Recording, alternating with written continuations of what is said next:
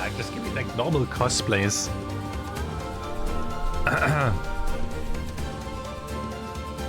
No, it's like okay, that's what I consider cosplay, okay? No, I don't know. Just like normal ones, please. Normal ones.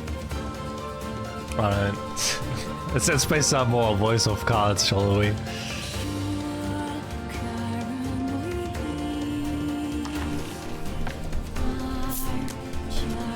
And we were here yesterday in chapter 2.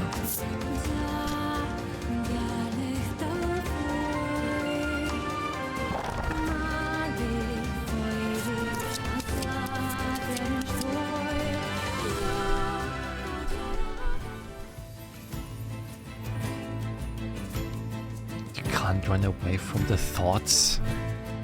As long as they stay thoughts and nothing like real, then it's fine.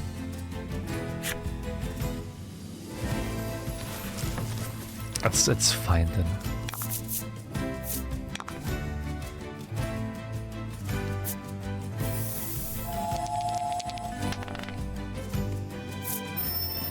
Ein! Oh shit, she's almost dead. Didn't I go to the inn yesterday? I guess I didn't go to the inn yesterday.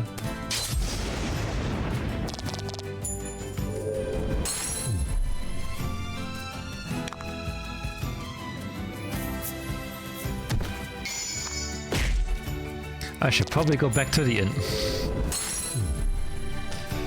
I don't want to waste like potions and stuff right now.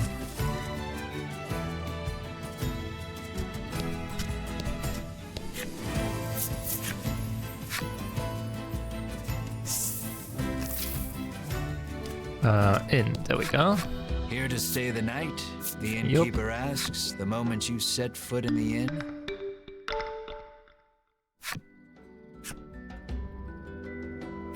Yeah, there we go. Now we can leave.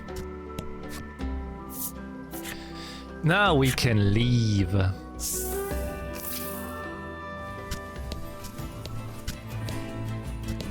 Into the woods.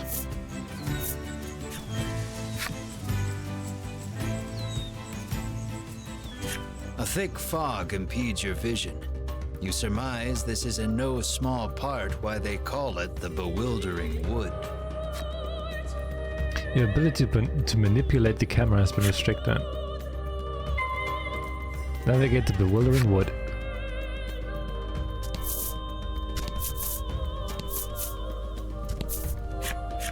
Many a brave soul has set foot in this wood, only to be swallowed up and never seen nor heard from again, the traveler intones gravely.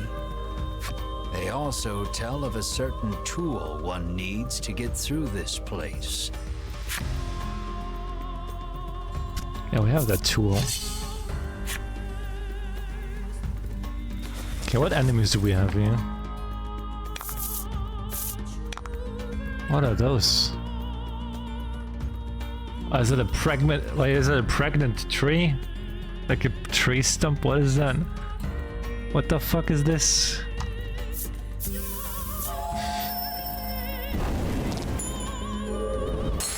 Hey, VJ. Hey, hi. What am I looking at here? What's that?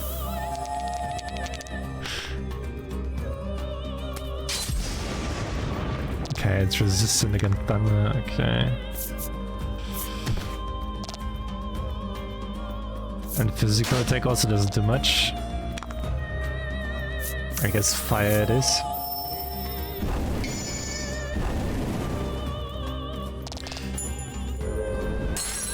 What was Yoko Taro cooking when he was like, yo, pregnant tree? Let's do this.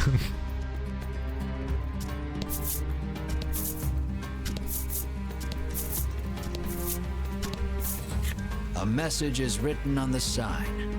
Seek out the four stela hidden deep in these woods. Find and examine the four stelae found in the Bewildering Woods. I have this ocarina. Can I use it?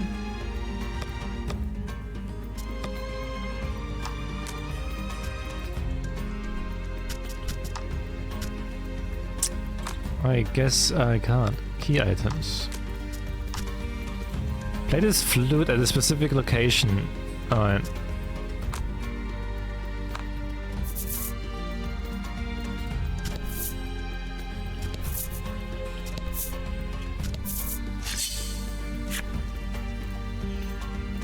I love how I got like ocarina and I go into the woods. Well, I probably have to play it to know which way I'm going.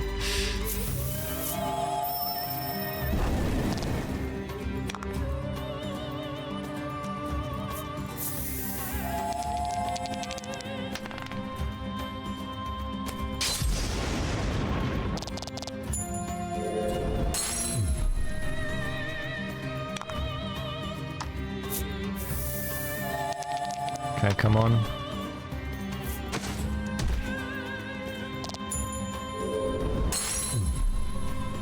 Nice, there we go.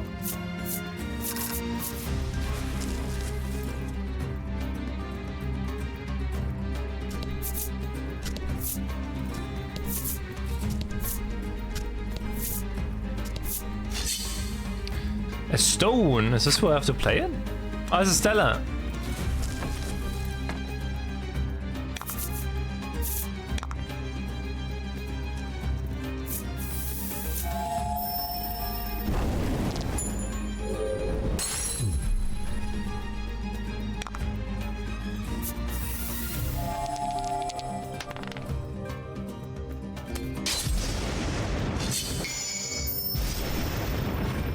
Overkilled. Oh my god. Am I actually that over leveled?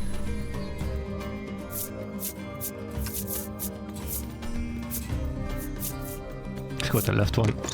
Oh my god, I was right this time. Damn.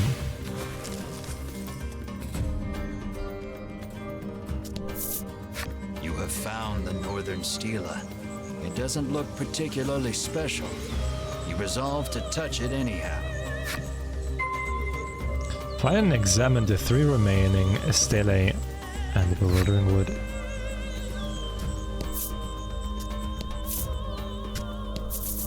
Aha. 500 gold as well. Cool.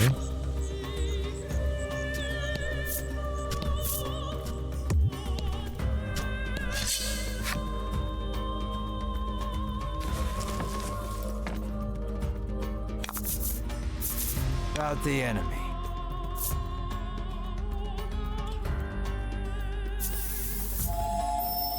I should kill this off.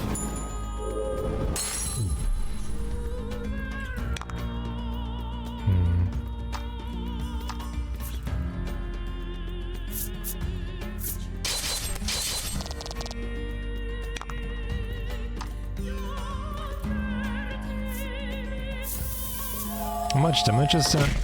Oh, that's only 2 damage. Oh my god. That's horrible. That is horrible. Alright. Let's kill this off.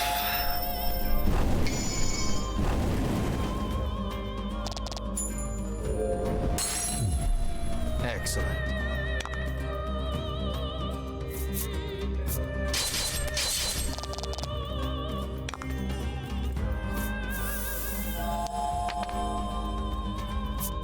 Dude, barely. Barely.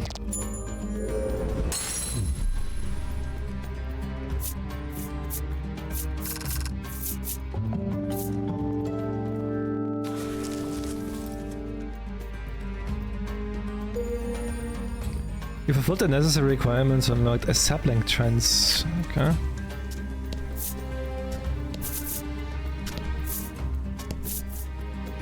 Who is this here? The next Stela is... You hear someone murmuring? It sounds like a man, but you can't really be sure in these woods. What?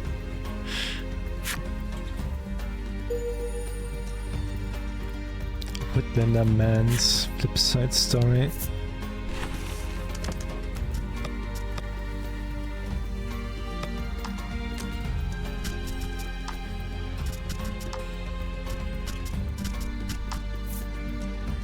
He lived in these vast, dense woods for years now. Fruit from the trees feeds him, and the river quenches his thirst. He gives all his thanks to the great Mother Earth. He has wandered these deceitful, bewildering woods for ages. He knows he will not find home, no matter how many times he begs, what tears he sheds.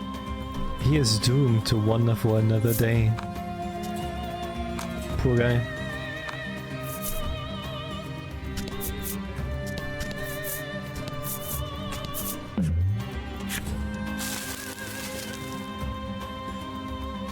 Tree is bearing very solid looking nuts. Oh no, not the nuts again. And the force of the gale, this doesn't bode well with you. Roll a 4 higher to avoid danger, please. Oh! A bunch of nuts fly off from the trees, but you and your friends hightailed it out of there before any of them could hit you. Nice.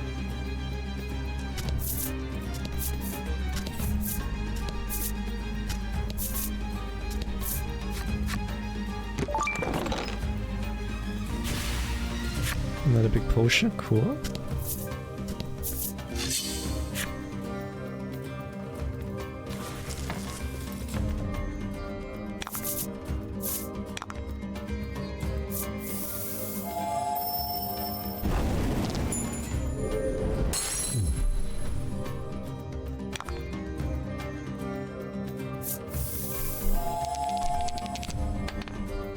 Oh, I don't need to.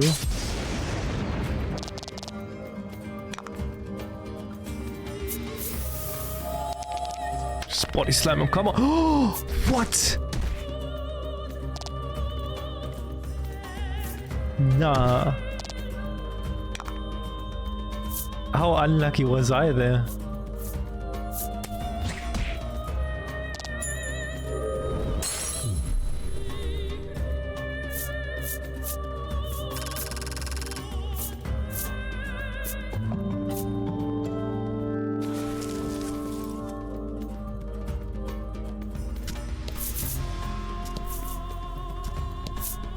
You have found the southern stela. You smack it and hear a sound off to the west. You'd best head that way next. It's in the west? That's where I come from. Wait, where would I go? Did I miss something here? Oh.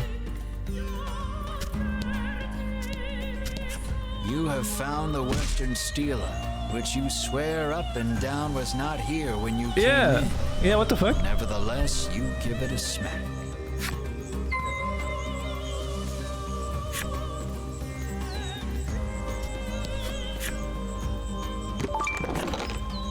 Oh, another ring.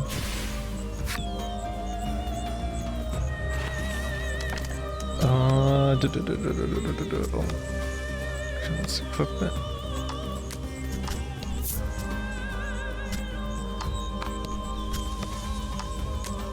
Right, you don't have a ring. Let's change that. There we go.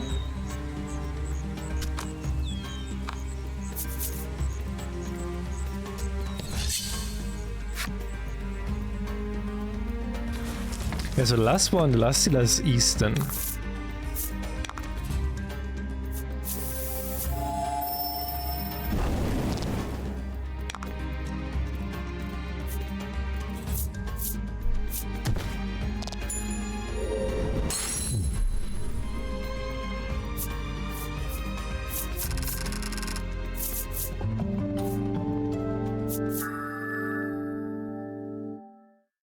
Periodically restore own HP by 5 for 3 turns.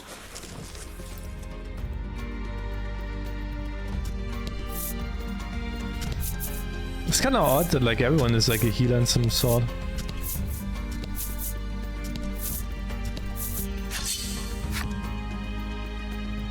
So think about that one.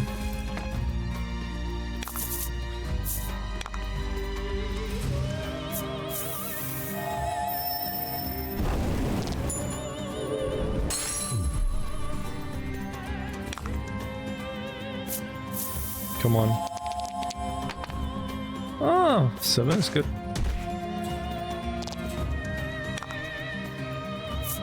gonna do the rest. Please. Oh god. Okay. You did great. Thanks.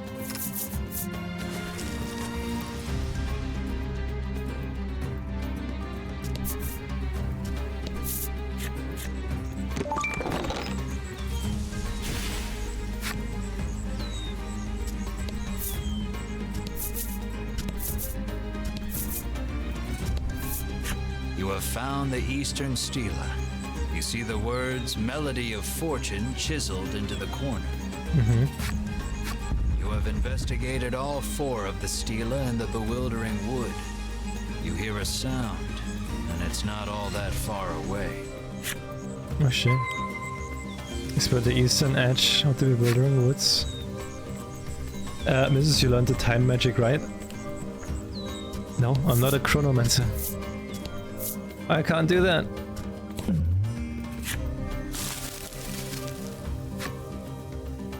Oh, nuts again? Oh no. Ow. One of the nuts flies off the tree and smacks you right on the head. The pain brings tears to your eyes. 8 damage? To whom?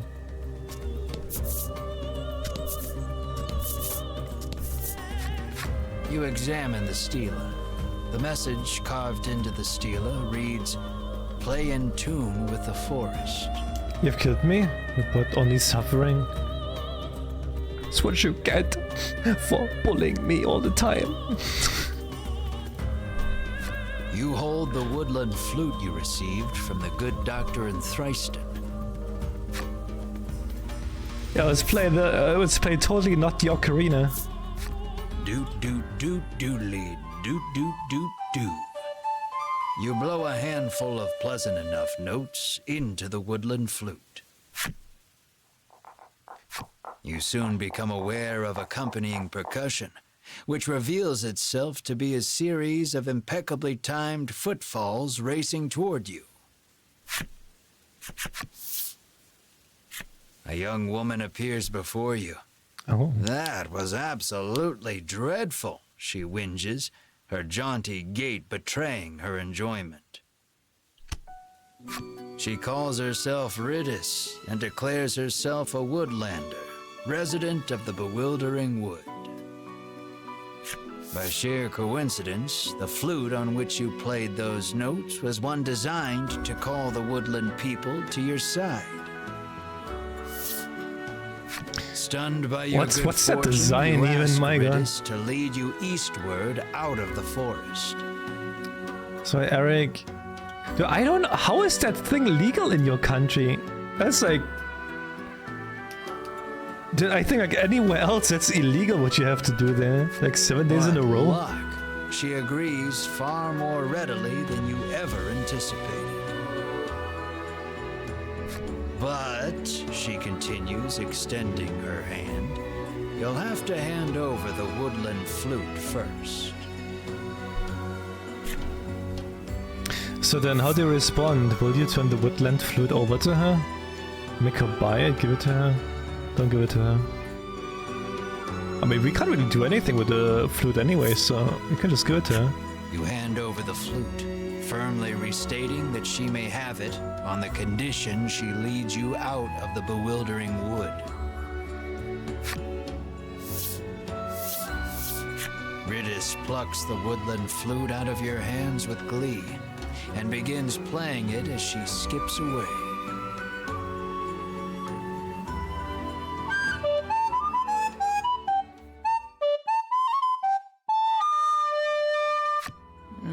Well, playing is a generous term.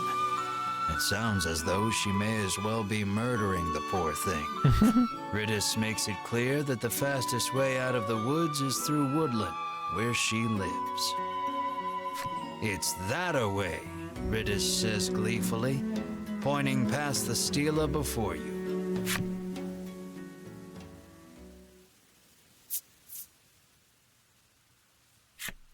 Oh. And possibly a path to woodland has been hiding behind the stela this whole time. Take the shortcut to the bewildering wood towards woodland.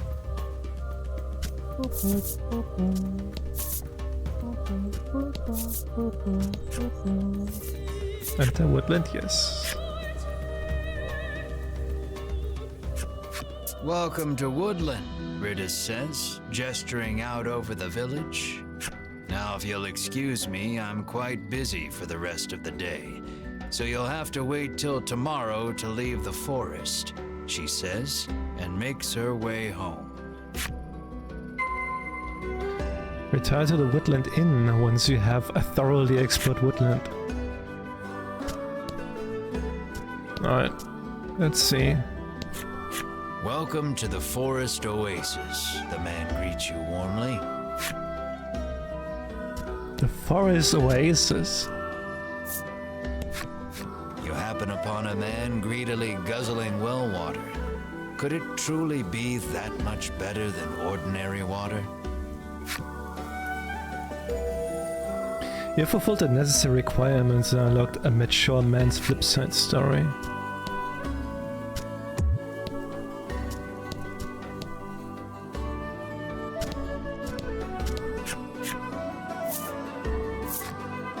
Let's see, what do you have? Alright, that's his current gear. This is better. Buy and equip. For Emir. There we go. Current gear, so this is better.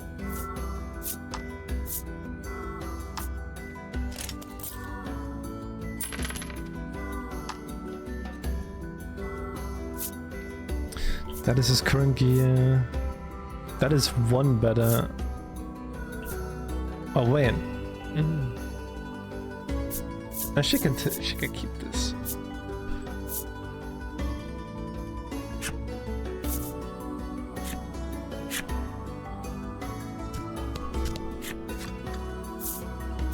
Anything I can buy here? A Destructo box. No, not really anything.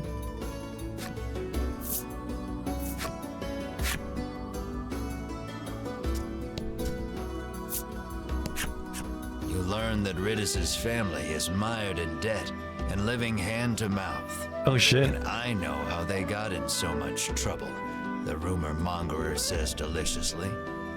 We are not in the business of meddling in the personal affairs of others, Melanie says curtly, cutting her off.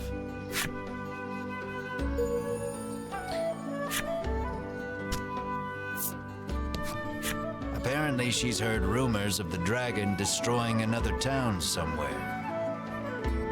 Our village would burn down so easily, she mutters, perhaps a bit more afraid of the symptom than the cause.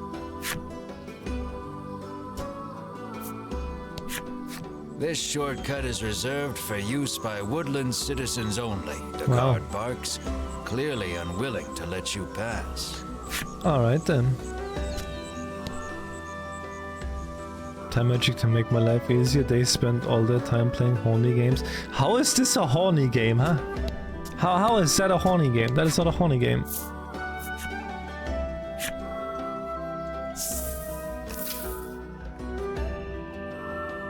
Are cards making you horny? Is that what it is?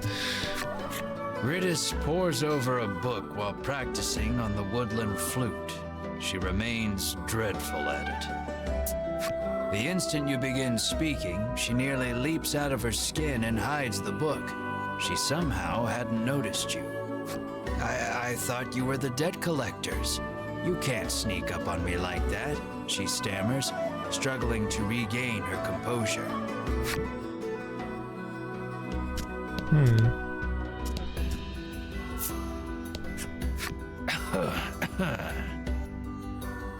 You take note of a woman who appears quite ill. As it turns out, she is none other than Ridis's mother. She is in no small amount of pain. Will you give her something to ease her suffering?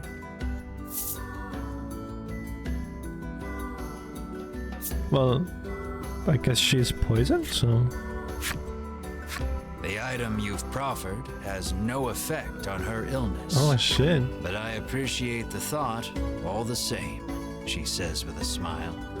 Ridis's mother hands you mysterious card 3 as a token of her gratitude. It's kind of shit if we can't help her.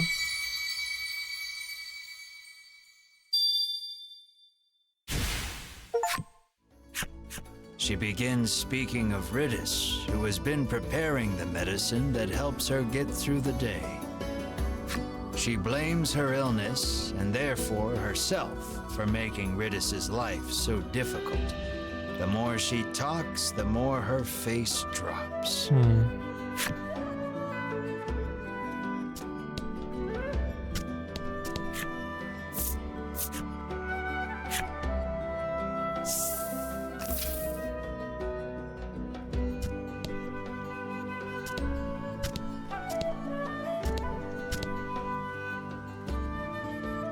But does it come to 84 hours in that week? Yes. Well, I would just say, like, get yourself a lawyer or something, because that is illegal. That is illegal. Like, holy shit.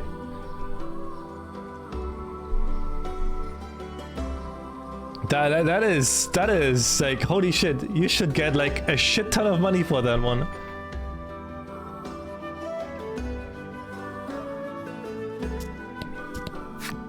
Been a while since we've had any outsiders, the innkeeper says, beckoning the party inside. It turns out this inn is simply a place where the poor, lost souls trapped in the bewildering wood may recover. You may stay as long as you like, free of charge. Let's rest then. The wooden dining table practically groans under the weight of the platters upon it, all brimming with meats and vegetables from the bewildering wood. I've certainly earned this, you say to yourself, as you slide into your seat at the table, positively drooling over the feast before you. Melanie takes no note of your boorish behavior, uttering a small prayer of thanksgiving before reaching for a plate of vegetables. Mar sits, eyes fixed on the food upon the table, statuesque in his stillness. What a good boy.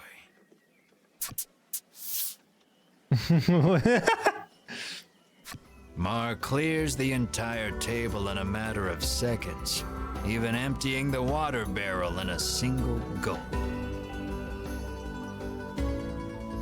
He lets out a self-satisfied burp that sends a small jet of just drank water arcing out onto the floor. The sun sinks low, and the day draws to a close.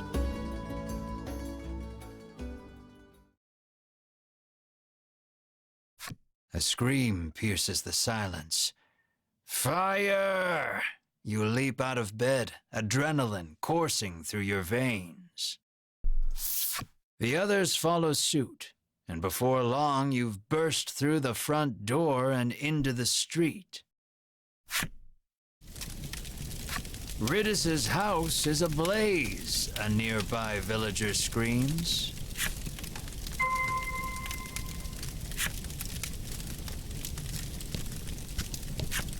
My mother is still inside, Ridis shrieks, darting past you to fetch water from the well south of the village. You think that will help?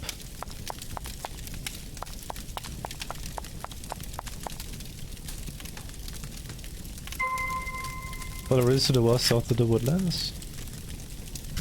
I don't think that will help though. Ridis is gathering water in an attempt to fight the blaze all on her own. Can you spare no one to help her? I'm guessing Ma is the strongest? So I'm guessing Ma should do it. Mar's eyes light up. He scrambles over the edge of the well and sucks the well dry in an instant. He pokes at his swollen belly and gestures toward Ridis's house, as if to say, "Get me back there, quick." Make haste back to this house and use Mars' help to put out the fire. No, not the fucking shop. No, I don't want to buy something right now. I'm busy. Quickly, put it out. You have to put it out, Ridis screams at Mar. Mar douses the house with the water he sucked up from the well.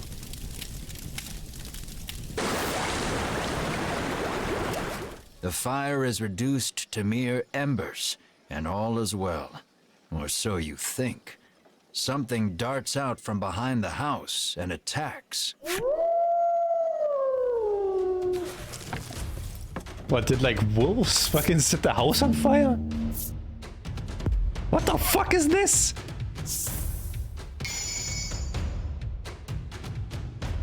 Happenstance card, what the fuck was that?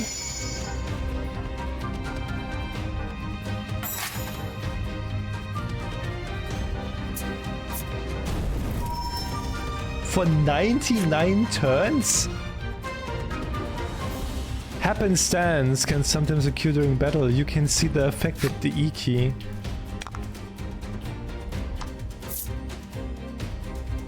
So add 2 to all allies' death. And he has restore 5 HP every single turn. Also, he's fire.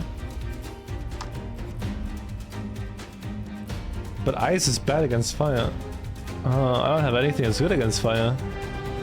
I don't have water. Maybe I can stun him though still. Can I freeze him? Come on, 5. Nice. Can I still freeze him? I can still freeze him. Okay, he's weak against ice now, man. So...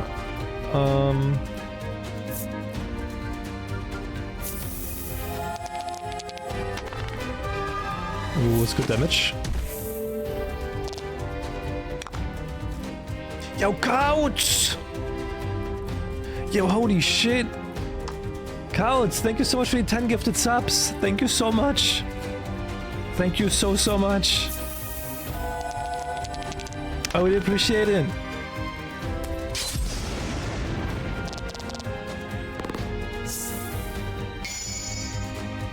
Thank you. I have sold a lot more because like, we're in the plus program now, so I get more money from subs, which is really good, and thank you so much for that, Counts.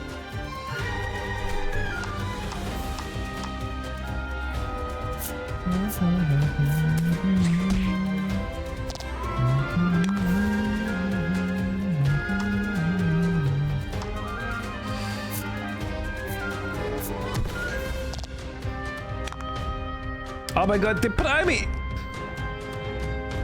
Yo, guys, thank you, holy shit. Thank you so much for the 5 gifted subs, they prime me. Thank you. Yeah, have a good day at work, Whisper. I see you tomorrow. But it's you tomorrow, right?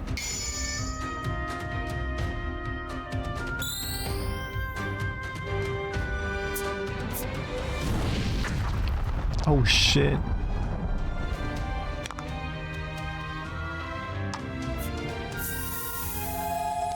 Come on, 5. No! Next 3 days off? Whisper, I'll make sure to play a lot of Stellar Blade for you.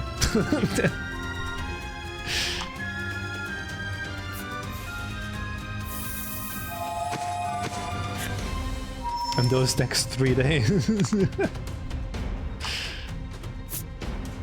Cause just for you.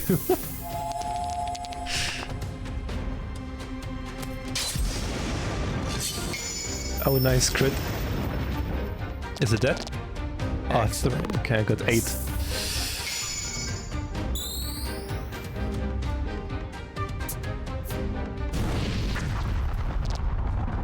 Okay, I should have it now. Should be dead.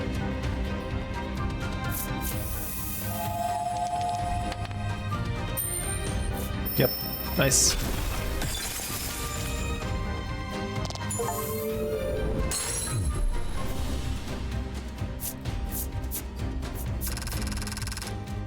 Yo, 500 XP, 1000 gold.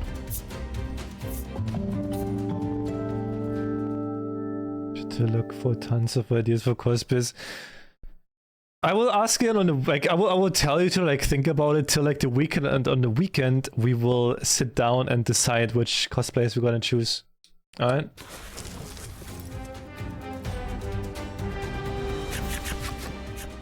I'll give you a few days. Dispatched, you return to putting out the last of the blaze with Mars' help. Why am I not surprised that like the only thing in Steptone's mind is just 2B? It's the only thing that's going on in Steptone's mind, just 2B. Ridis's mother, now safe, tells you the creature came out of nowhere and set the house aflame. Playing 2B game. This is not 2B game. What would bring a creature of fire to a place like this, you wonder? I even have a good one, Whisper. Thanks for hanging out today. Light breaks on a new day, and the commotion of the fire feels but a nightmare. You lead your party to Ridis's house to ask for safe passage out of the bewildering wood. Steptone, the next game of this one is a 2B game. Not this one, the next one. The next one is a 2B game. Speak with Ridis at her home in Woodland. Alright.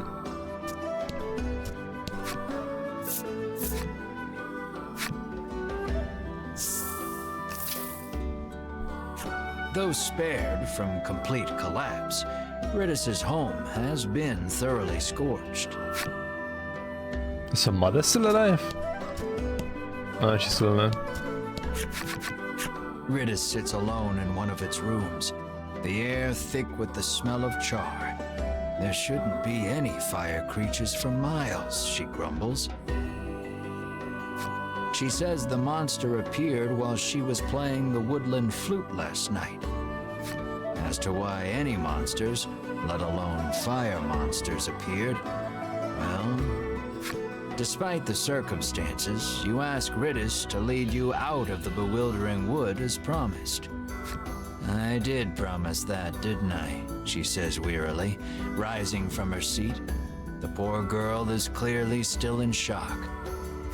Why do you want to venture out beyond the bewildering wood anyway?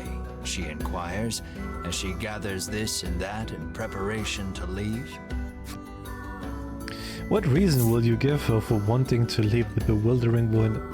We're looking for the dragon. It's none of your business. We're looking for the dragon. We are in search of the dragon, you say valiantly, adding, the reward will be significant should we defeat him. Honesty is the best policy. Yeah, maybe you can also join.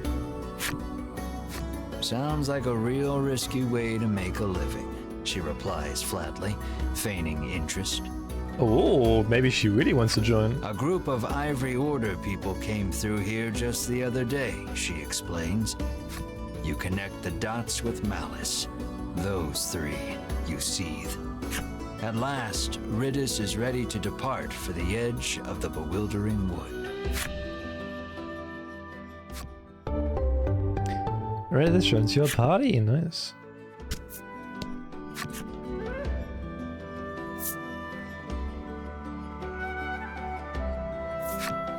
Well, I can't use her. I don't think I ever want to use her because she's like, she doesn't have the replicant outfits. I kind of like playing with those.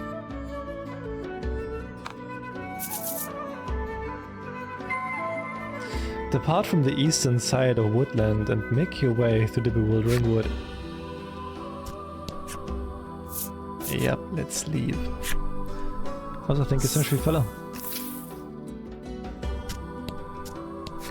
Alright, this let me go. road takes you to the east side of the bewildering wood, but you'd be hard-pressed to find your way without a woodlander's help, the guard warns. Upon seeing that Ridis is with you, he steps aside and lets you through. Nice.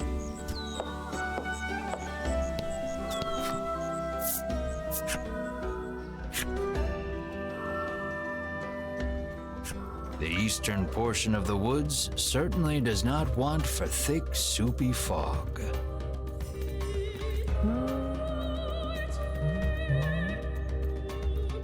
Wait a second, bit leader? How did that happen? Oh, second! The ability to manipulate the camera has been restricted, alright. Let's see. Not a nuts You again. hear a beautiful melody flowing from the forest depths. It sounds like singing, or perhaps bird song. What will you do? Listen carefully, find the singer, who cares?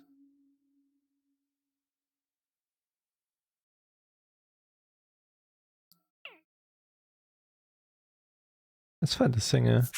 As if drawn in by the voice, you head deeper into the forest, where you find a woman playing a stringed instrument. Mm-hmm. Why won't the right words come to me, she laments, her fingers stopping on the strings. Hearing her sigh, you offer to help her with her song. Very well then. Please finish this verse, she responds, then begins to sing. In a snow-covered town, I hear a voice. How do you continue? Oi, oi, oi. Q? It's frickin' cold. None of them make any sense, does it? I guess Q. You imitate Mars' mule, but the woman just tilts her head to the side in confusion. You pity the poor soul for not comprehending the sheer cuteness of your dear companion. Oh. In the end, you gain nothing from the exchange and leave the woman to her song. But like, what the fuck is oi oi oi then? Why would the song continue with oi oi oi or it's freaking cold? You turn away, ready to lead the party deeper into the bewildering wood. Can anybody wait, look how many bits I've given Mrs. You have given 100 bits. 100 bits.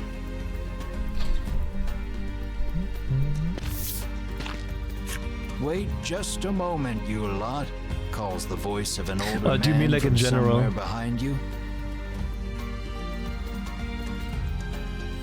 Ridis appears to be familiar with him. She calls him Mr. O. In general, I don't think I can give you like an exact number, but you got the 5,000 bit badge. So it's more than 5,000. Here you are, young lady, he says, handing her a slip of paper.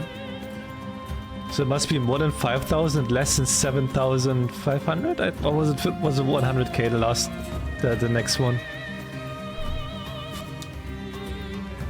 Invoice for rental property damage and associated repairs totaling 1 million gold. Oh dear. Further, Mr. O explains, Ridis did not have a fire insurance policy at the time of the conflagration, and so she shall have to pay in full. Okay, so 10,000 is the next one. Okay. I thought it was like 7,500 for some reason. I'll thank you kindly to pay by the end of the month. Bye now, Mr. O says, receding from view as he returns to the forest. Hee hee. Ridis lets out a bemused chuckle, her demeanor remarkably calm for what has just transpired. She pulls the woodland flute from her cloak and begins softly playing. Oh!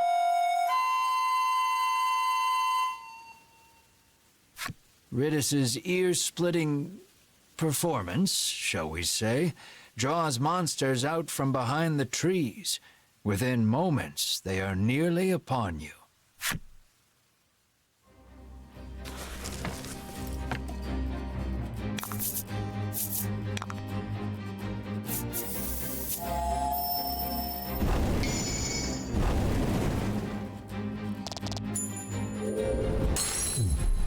That was lucky.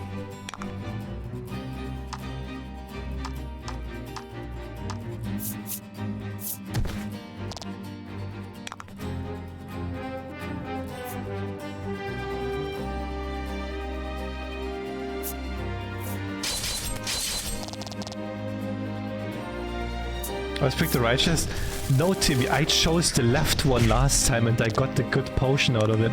I was the left one, Timmy. The left one. Yeah, milk. Be back later. See you the gigs.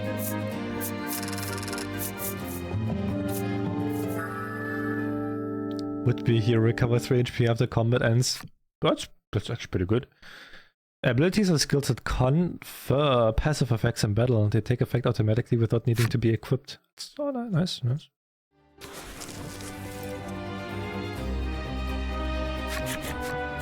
That's odd.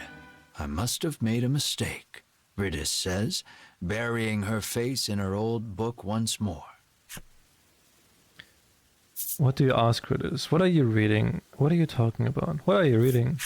She opens the book to a particular page and thrusts it in your face. You can't tell anyone in the village I let you see this, okay? Mm-hmm. It's a page of sheet music with a note scrawled beside it that reads, "Play this lucky tune to reverse your financial fortunes and make money woes a thing of the past." Thank you, Cyril. Appreciate it. Thank you. No matter how many times I played this last night, our debt never went down, she fumes, incensed. You inspect the page a bit more carefully. Off in a corner, in letters so small as to be illegible, another message reads, "May summon monsters if played incorrectly." You finally see that so long as Riddis holds the flute, this is nothing more than a monster conjuring melody. You snatch the woodland flute from her hands. "You have lost your flute-playing privileges," you inform her. "But I'll never escape from this mountain of debt without it," she cries, clearly still believing in the melody of fortune. Melanie quietly opines that while Riddis is many things, bright is not one of them.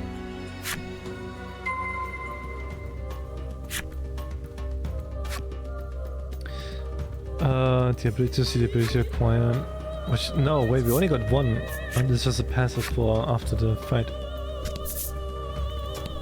I need to look at that.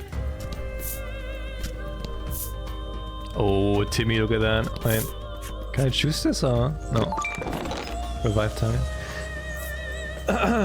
Most of like the potions like I have not used. Like I wouldn't say this game is difficult that I have to use potions or something. Or like anything really.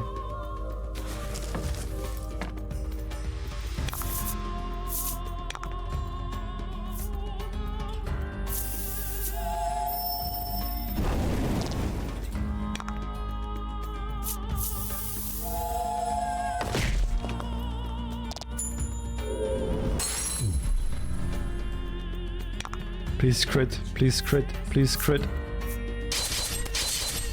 Fuck. I'm looking for her all the time.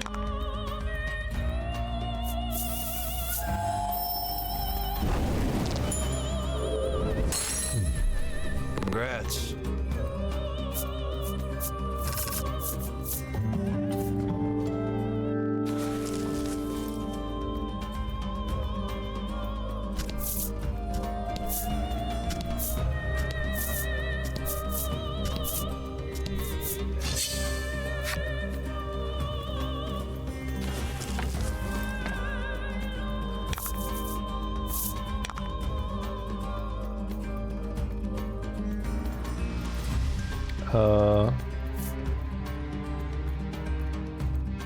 I'm guessing this?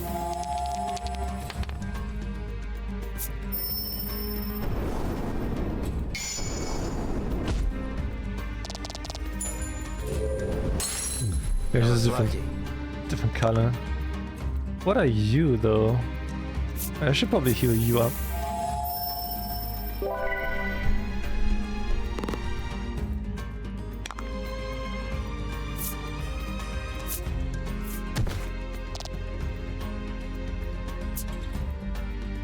Inflict wind res on all enemies.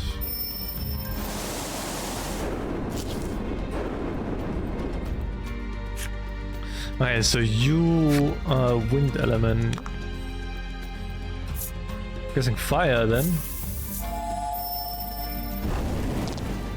Yep, you're weak to fire. Alright. I should be dead then.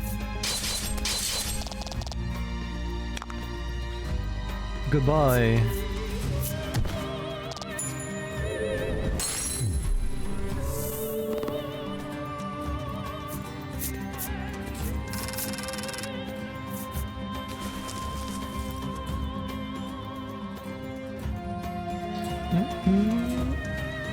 Oh Godsman, so this is combining card game things into... This is like a tabletop JRPG made by Yoko Taro. That's why there's like this Nier DLC that I bought for this game.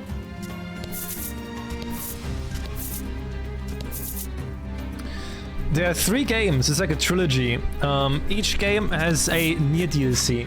So this game is the first one, has the Replicant DLC, the next one has the Automata DLC, and the last one has the Reincarnation DLC. Which is kinda sick. I bought all of them. So.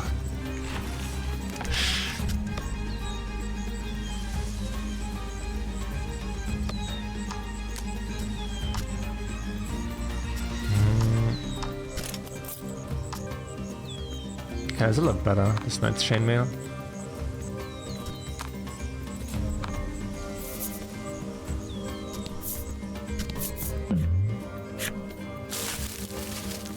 Not the nuts again. Come on, 4 higher. Oh, come on. Nuts fly off the trees and smack you and your friends right on the head. Everyone's faces screw up in agony. 8 damage to everyone.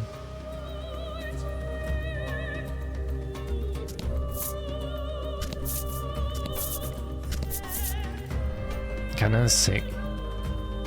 As listening to your beautiful ASMR level's voice, talking with enthusiasm and a lifelike tone. It's like sweet noir jazz. That was kinda the idea of me streaming this.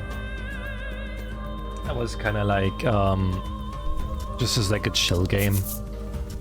That's why I want to do this like at the end of the stream. I think it's fitting, I think it's nice.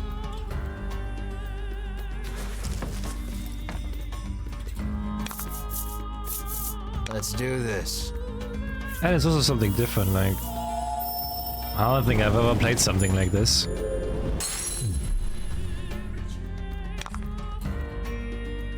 Alright, let's heal you up.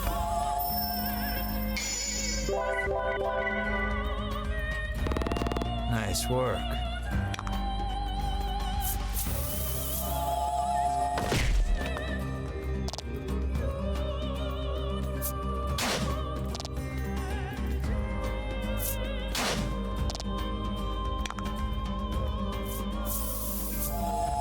Congrats on getting hot numbers. Thank you, Saikuku! Thank you! Wishes and just in good games. I'm glad that you like my interest as well in games. We had like this conversation yesterday. I think I like more unique and weird games than like actually like well-polished games. I can play the well-polished as well. Like you see me like playing like those big AAA games. Like Ratchet & Clank, like those old games, Stellar Blade, Final Fantasy. I can enjoy those as well, but I also really like those unique looking games. I like when devs try something new.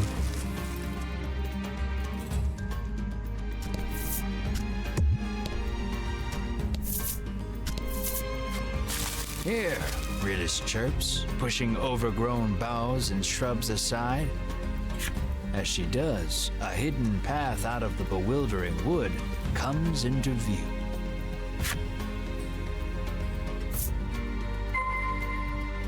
If the confines of the building with shortcut, I don't wanna, I haven't explored everything in here.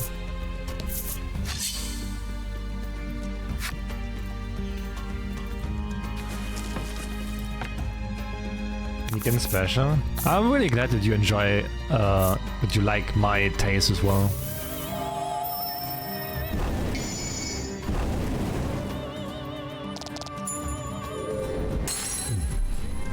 Nice work. So it's like often I hear like, oh, it's Mizuz, he plays only weird and like shitty games. I'm like, oh, those are interesting though.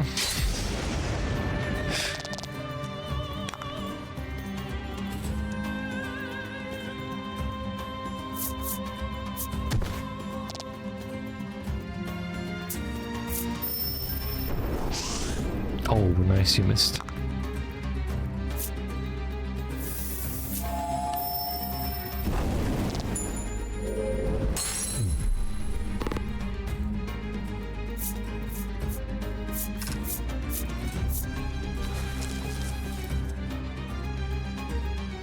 We didn't quirk. That's why I'm here. Appreciate it.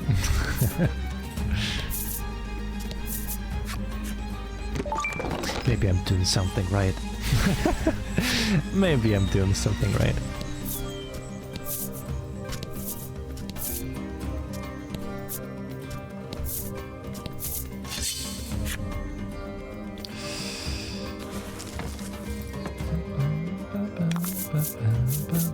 Alright. Let's get this one out of the way. Our real birthday is today, is it? Yep. Today is our birthday.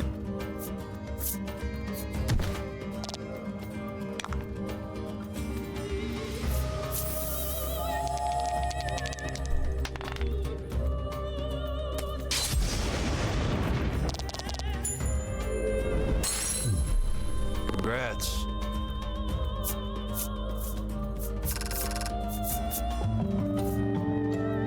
Oh, she's even leveling Cornered Prey at 3 damage if target is affected by a status ailment. Oh.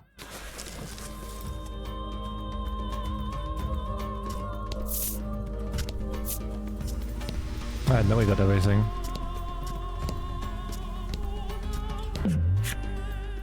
Not the nuts again. Oh, it's a singing. Okay. Alright, let's try this again. Find the singer.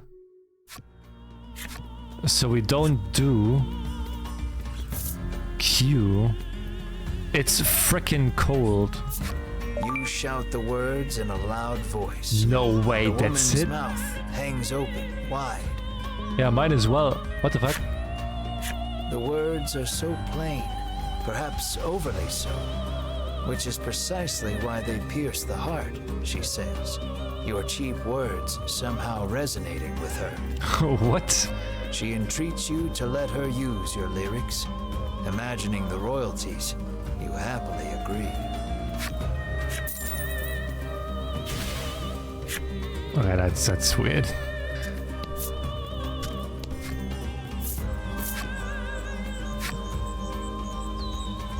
How old like Mizuz now? Well, I'm still older than At Owl. last, you are free of the bewildering wood.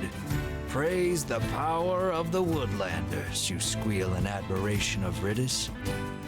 Owl is 23. I'm like 28 in 3 months. She giggles bashfully. You've certainly kept your promise, you say. Thank you for showing us the way. Thank you for showing us the way. I was hoping I could join you on your quest to defeat the dragon, Ridis suddenly blurts out. I say to Ridis, why do you want to go after the dragon in the way I'm splitting the reward with you? And why do you want to go after the dragon? I don't want to be like this like rude option, and I don't resonate with this one.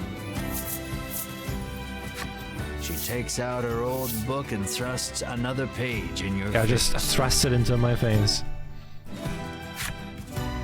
This week's creature of fortune is the dragon. Oh, of course. Boons may befall those who encounter him. Of course. Melanie's jaw goes slack. What is the deal with this book? Melanie asks, bewildered. I can probably pay off my debt if we can just defeat the dragon, Ridis chirps, revealing her true intentions. No, I won't dilute my share of the riches any further. No more additions to the party, you bark.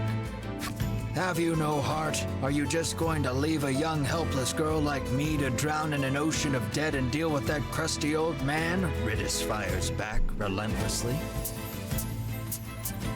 I want to go. No. So goes the endless chorus of your thoroughly unproductive argument. Melanie calmly reminds you that the party in its current form stands little chance of defeating the dragon. See, you need me, Ridis says, sensing an opportunity. Your well-reasoned argument of no thwarted, you nod your head in resignation and welcome Ridis to the party.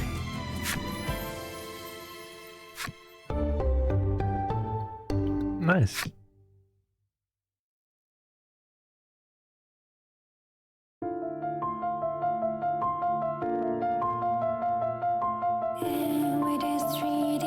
Well, chapters are really not long in this game, huh?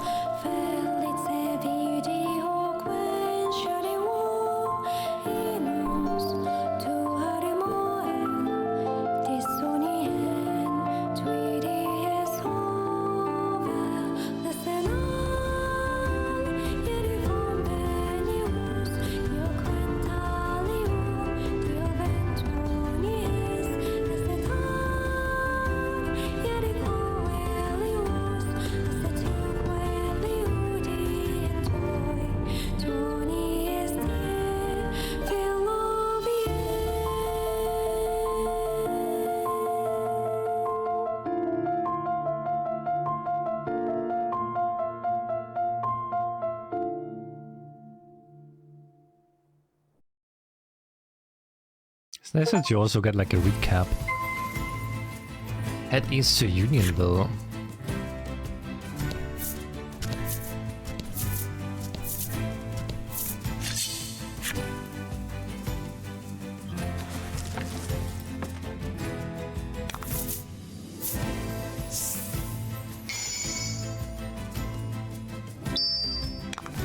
Okay, so no one misses. Oh.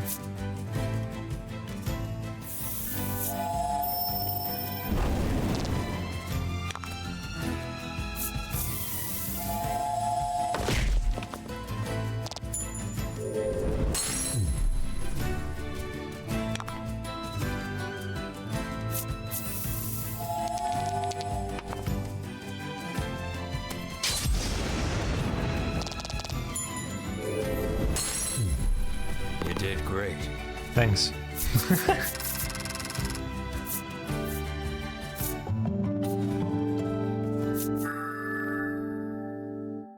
Ooh, to all enemies. I like AoE. That's good.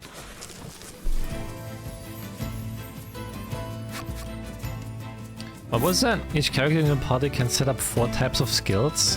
Open the menu to select them skills. Okay. Sure.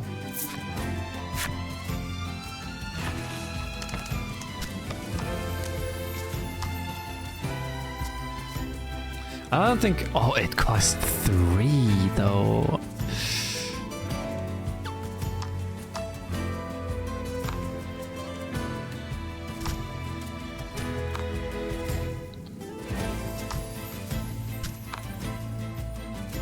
Huh. But yeah, I was busy today. That's why she did like the subathon like a week earlier. Believe in the heart of the cards.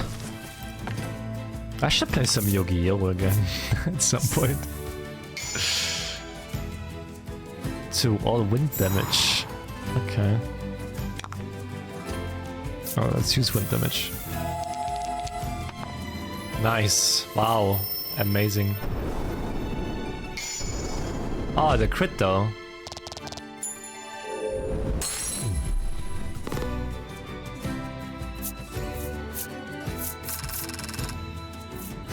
I kinda was thinking of, they're like those Yu-Gi-Oh spin-off games, right? Like you have like, Duelist of the Roses, which is kinda like also Yu-Gi-Oh, but as like a board game, where you put your cards down, like move them around.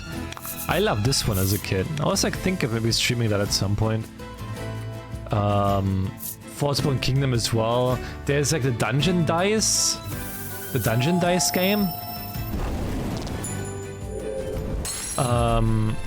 What was like the other one? With those weird figurines. I played this one as well as a kid, the one with the figurines.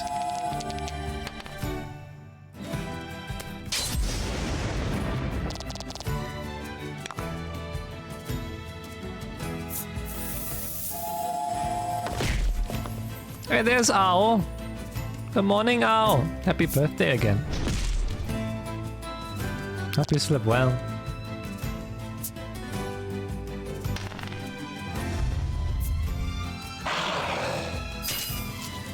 That's bad.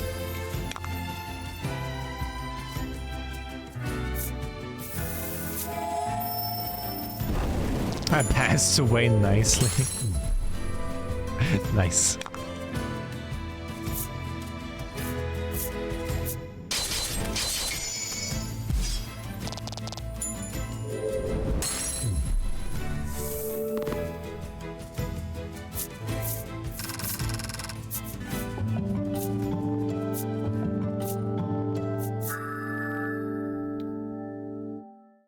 .5 the damage.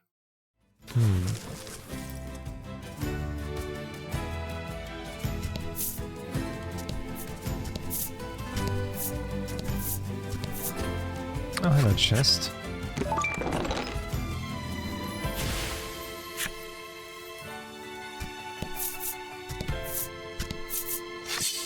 Who is this guy there?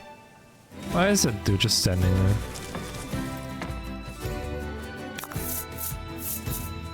What is this? Multiplayer XP earned from victory by 2. Oh, generous.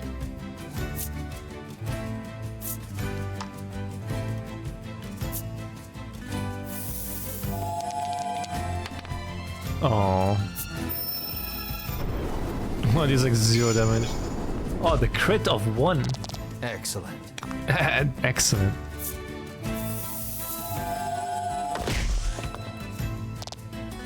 Oh, okay. Wait, does thunder do anything? What are those? Okay, it's weak against thunder. No, don't freeze. Oh my god.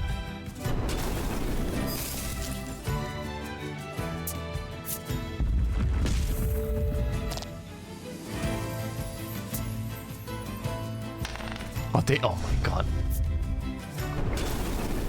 Oh, they're actually killing him, aren't they?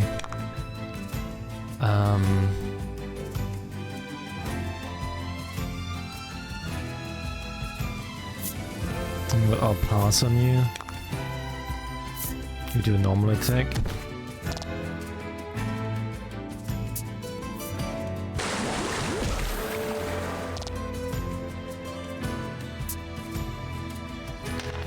Oh my god, how lucky. This is rigged. This is rigged. Oh my god, this is rigged. Oof.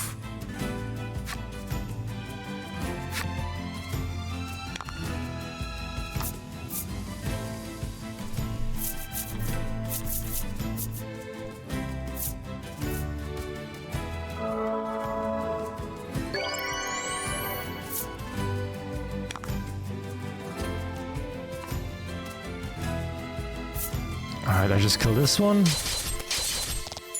There we go.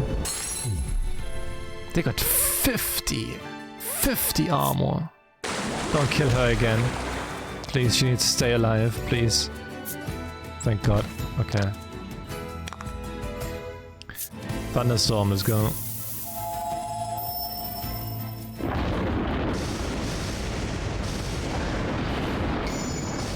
Oh, the crit.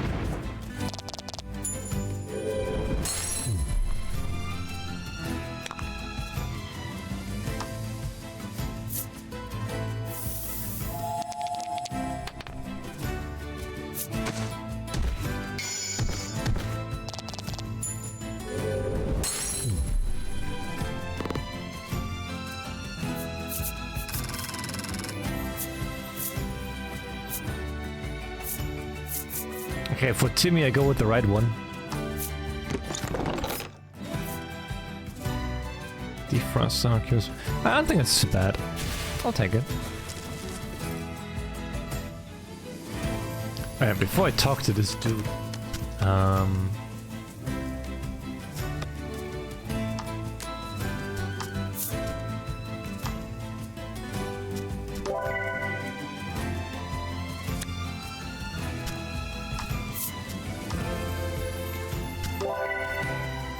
I don't want to die, so just use 2 of them.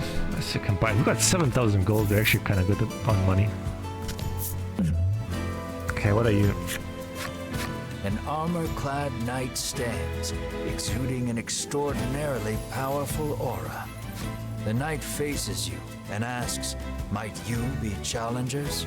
Oh But god. after sizing you up for a long moment, his shoulders slump and he mutters, "No, you are not yet ready.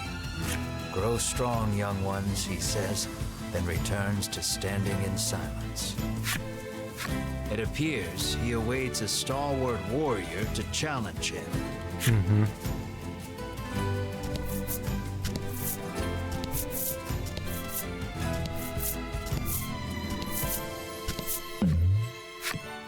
Lying in the grass, you find an old telescope. You figure a look at the path ahead can't hurt. Oh, sure. Pick it up. Peering through the lens, you see something in the distance. A knife. Can't tell exactly what. All you know is there's something up ahead. You should be able to tell for certain what it is if you get closer. What will you do? Well, it's a knife. Rush up to it. Let's fucking go. Drawing upon your courage, you toss the janky telescope aside and charge ahead with your friends. But what you saw was only an old woman. Oh. When you realize this, you try to put on the brakes, which sends you and your companions tumbling over one another into a heap on the ground. A concerned look on her face, the old woman hands you a bottle of medicine. That's not bad. 40. Yo.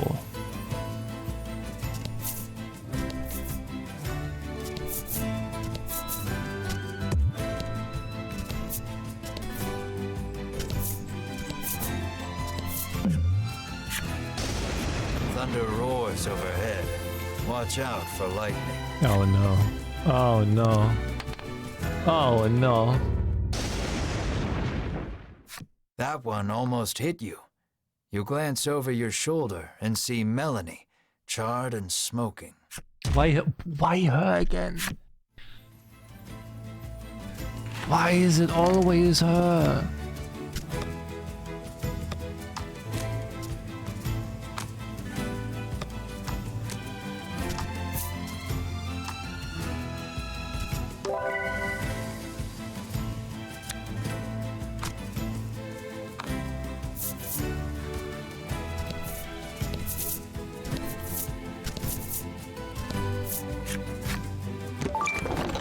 Oh, 800 gold.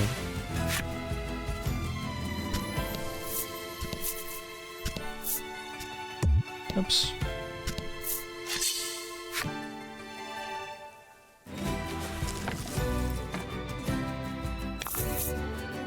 Let's do this. Oh, 30 HP.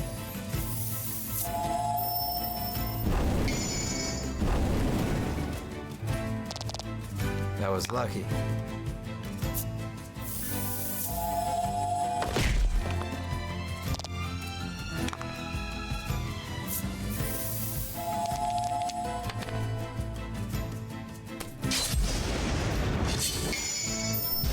Yo, the overkill damage. Oh wait, they are birthing those fairies. Look at this. So they actually are pregnant. What the fuck?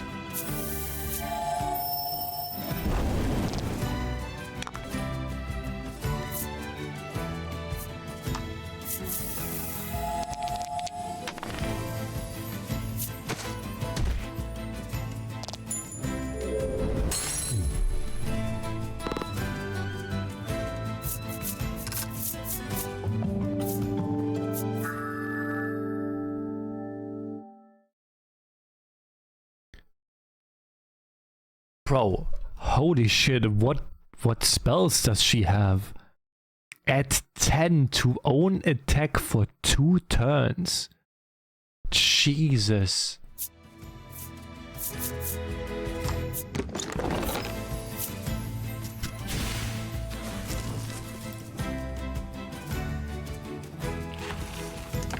Right, I just quickly want to see collection. Monster. Look at this.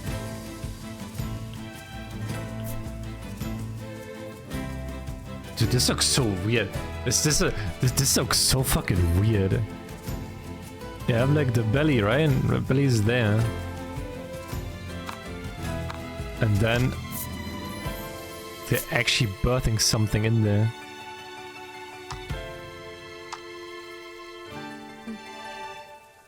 Pregante trees. Hey, does it say something?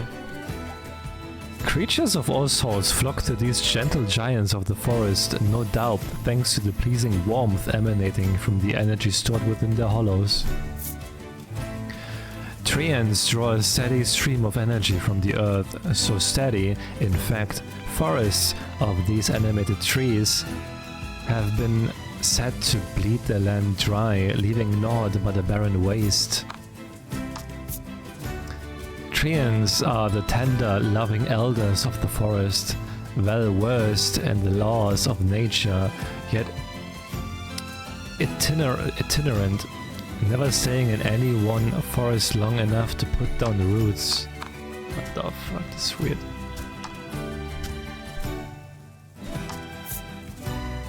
Dryads believe themselves the belle of the forest born, so to speak. On the night of the full moon, they have been known to hold concerts deep in the heart of the forest.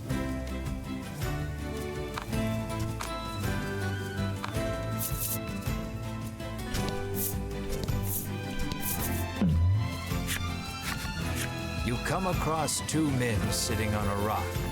They take no notice of you or the party, but you can hear their fervent discussion.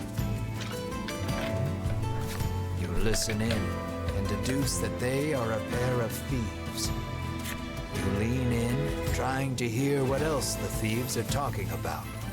You catch pieces of the conversation here and there. Is it again a treasure? Listen about that loot. Head south from the harbor and cross the mountains. It sounds like they've just told you where to find their stolen loot. You hastily grab a scrap of paper, write down what you've heard, and quietly sneak away.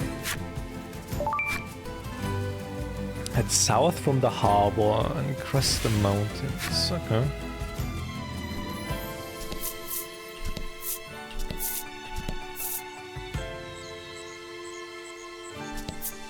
The harbor is closed today. Anyone seeking shoreline should move 3 spaces to the southeast.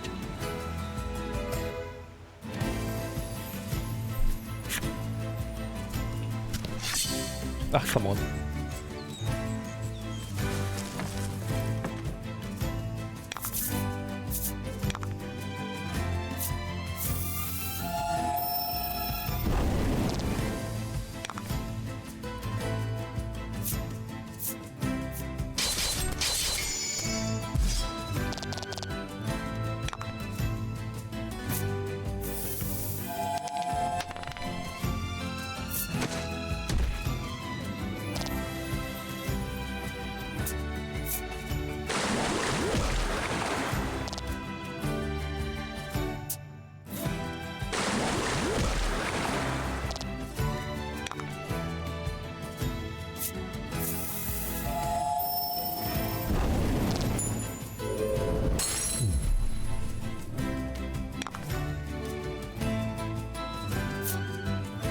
I should probably heal.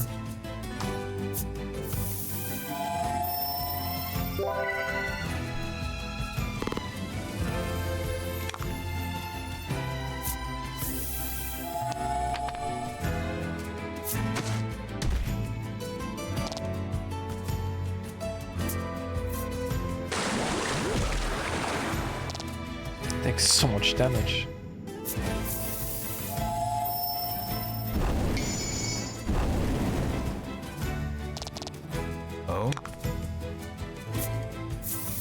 Please tell me I can deal 5 damage, please. Please. Game, please. Come on, roll a 5. Please.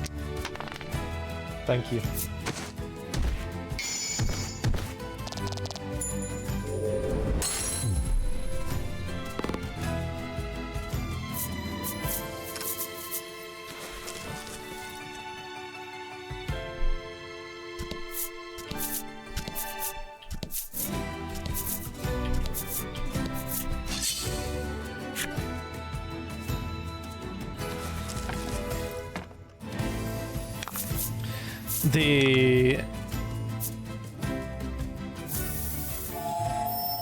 The random encounter rate is pretty high in this game, I feel like. I can't really go like anywhere without fighting constantly.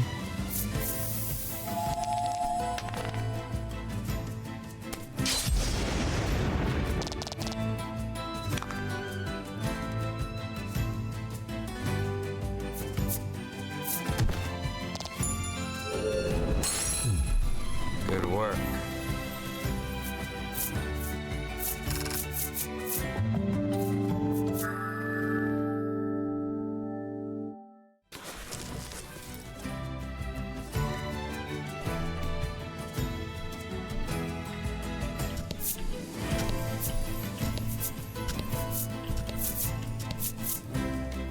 Oh, there's Univer. As you make your way to the coast, a piece of paper nearly smacks you in the face as it blows past. You snatch it out of the air. It depicts a woman standing before a sunset. She smiles sweetly at you. Examining the background of the picture closely, you spot a lighthouse in the distance. Written on the other side of the paper is a single word. My darling dearest, I give you my love, my treasure, my everything. The only word you need to see, really. Treasure. Certain you'll come across it in your travels, you stuff the picture into your pack for safekeeping.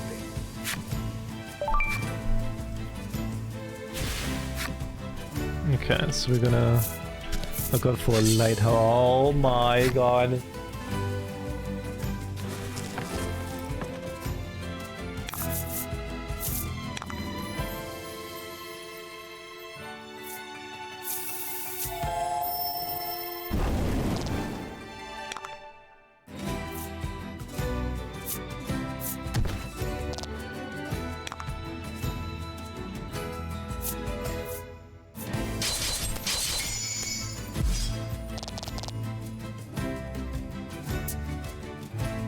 No.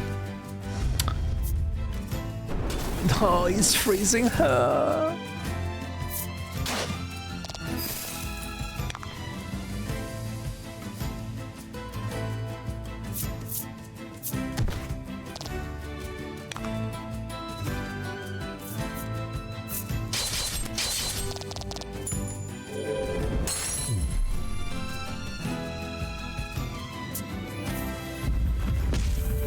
Oh, 60 damage.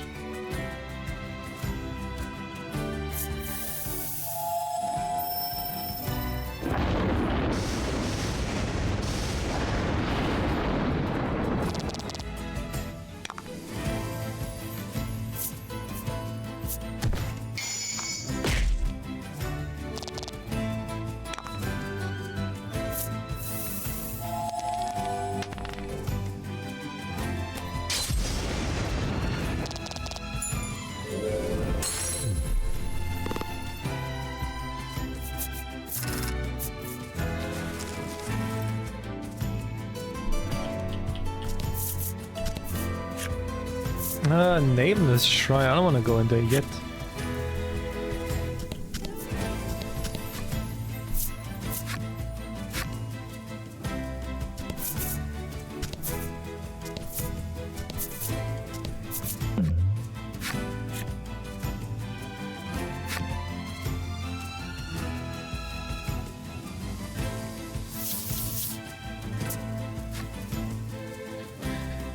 Peering through the lens, you see something in the distance. Yeah, I don't wanna. What will you do? Go around. Figuring it's best not to go looking for trouble, you decide to detour around it. Still, you can't help wondering what that thing was. That was a slime. What do you mean you don't know what that was? That was a slime.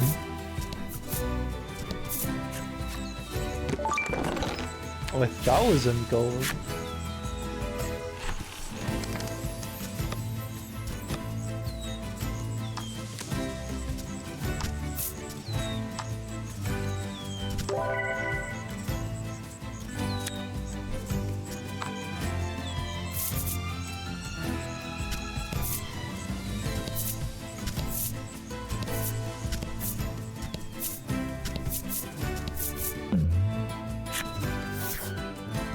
With a whoosh of displaced air, something shoots across the path right in front of you. What is that thing?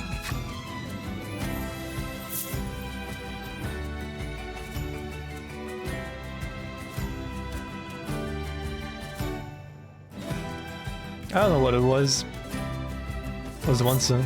You grab your weapon, thinking you're being attacked, and see only an empty bottle of medicine rolling along the ground toward you. But when you look in the direction it came my from, God. you see a monster with a huge lump on its head. The monster glares at you and bellows for its comrades. There's no avoiding a fight now.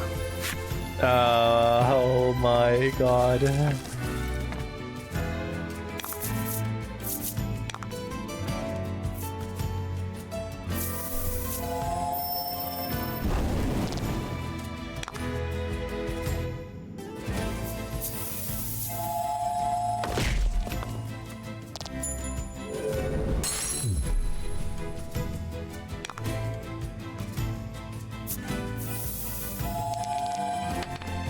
Ooh, nice.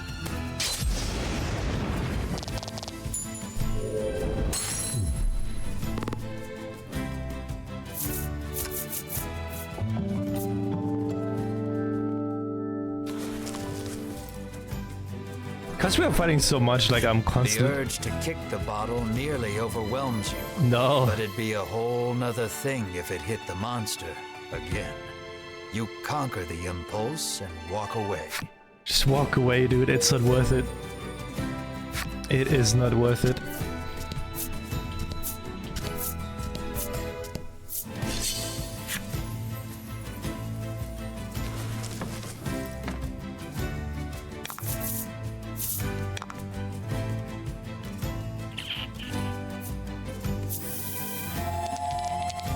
Let's grab this guy first.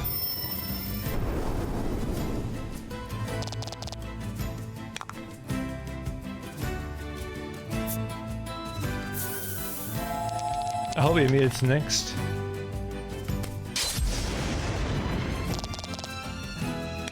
Nice, okay. Let's do this. Nice.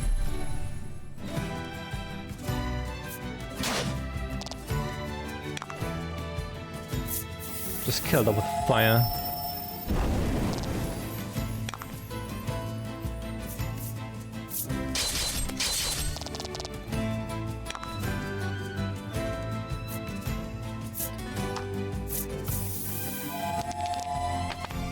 Oh shit! Face plant that thing. Good work.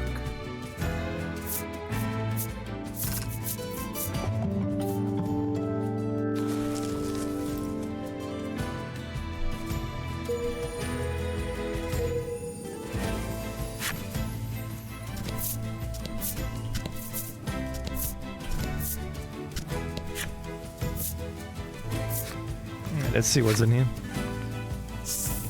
Can also shop probably. You see something approaching from up ahead. A monster, Melanie shouts, readying for battle. Mr. Flobby, get back here. It's dangerous out there, a young girl chides, taking the creature back to the village? Mr. Flobby? It seems you've finally arrived at Unionville, a village where humans and monsters live together in peace. What a weird place, remarks Riddis lightheartedly. We aren't staying a moment longer than necessary, says an unsettled Melanie, her distaste for monsters plain on her face. Ask the denizens of Unionville what they know about the dragon. Armorer, yeah. What you got, dude? Okay, that's better.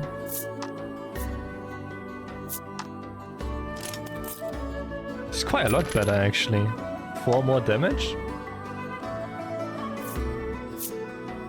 Okay, this is better.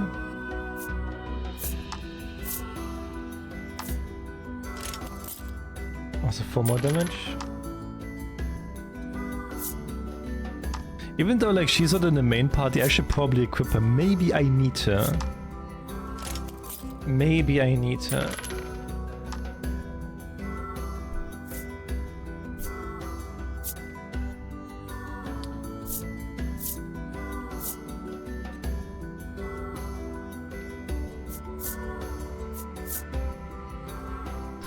Quite a lot of rings though.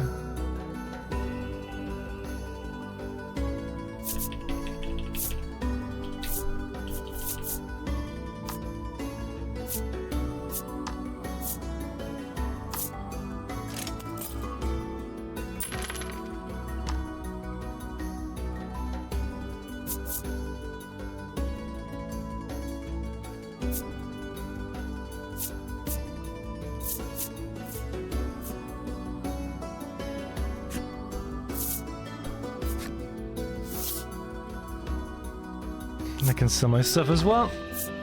Make some gold back. It's like what? 300, 400 gold, 500.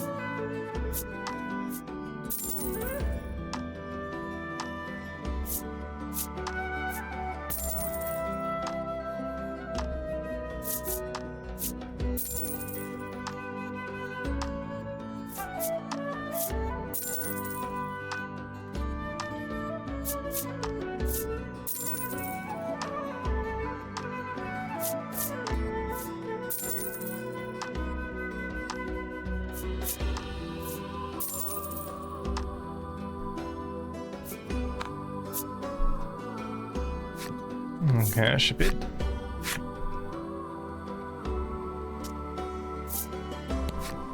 The woman frowns deeply, claiming the cakes she bought for her beloved furball have all been eaten by someone else.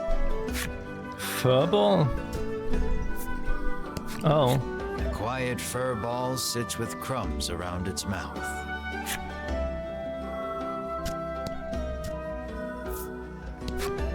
The child says his monster friend left the village suddenly to go back home. He claims the headman told him that he could go home when he grew up too. The little orc child pouts, but I don't know where my home is.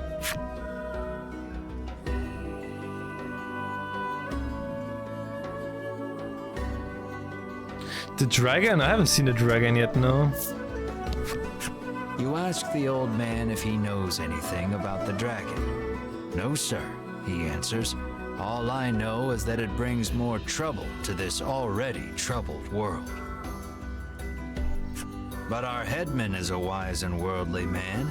He might know something, he remarks, pointing at a house not far away. That house up there, huh? Yep. The little goblin sulks as he gazes upon the withering flowers he tried so desperately to take care of. He looks at you with tears in his eyes, silently begging you for help. Will you use something to save the wilting flowers? Dump water over it? Give them to some salve? You search your bag for salve, but come up empty-handed. Maybe I can buy some?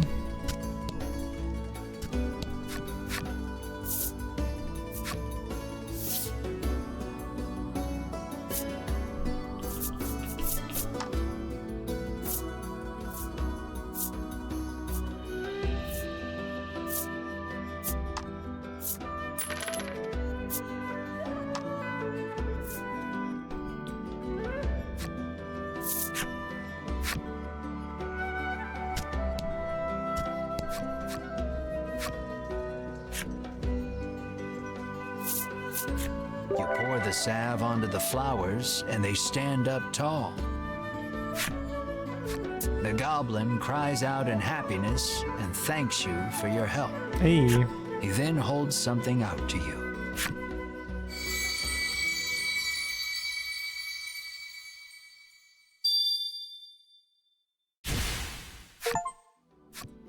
The goblin stares lovingly at the beautiful flowers and gobbles them up. Healthy flowers are the tastiest, he proclaims in glee.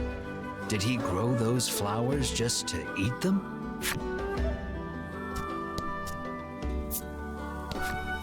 A young boy wanders up to your group in wide-eyed wonder. You surmise his curiosity stems from the lack of travelers visiting the village. I just invented salad. You realize you are right when he assails you with questions about your origins and adventures. The Inquisition leaves you exhausted.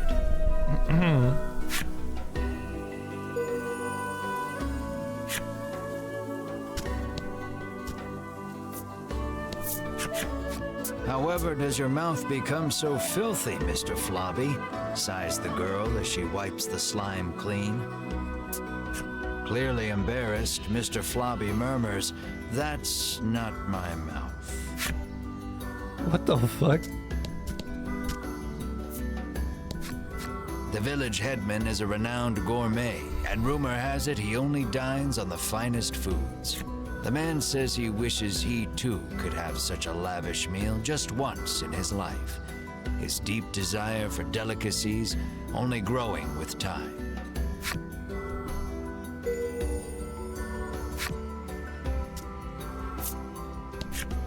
The little orc child is engrossed in a fairy tale. The title reads, "The Legend of the Dragon." What sort of story could this be? Sneak a peek? Picture books are for kids? Now what is it?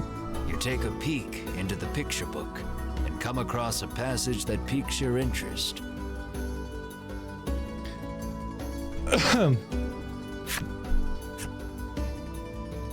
Defeated by the king's army, the dragon hid itself away. Where, you wonder? Then recall that this is merely a fairy tale.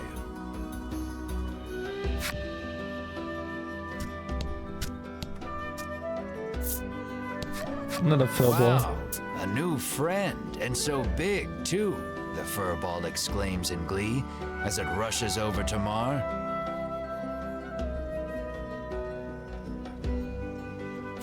Mar stares off into the distance as the furball snuggles up to his leg.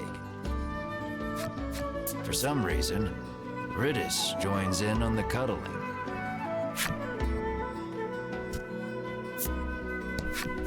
Lately, a suspicious man cloaked in black has been seen wandering about the village outskirts. The old woman looks at Melanie and remarks that he was dressed just like her. Now what I noticed, I am missing one mysterious card.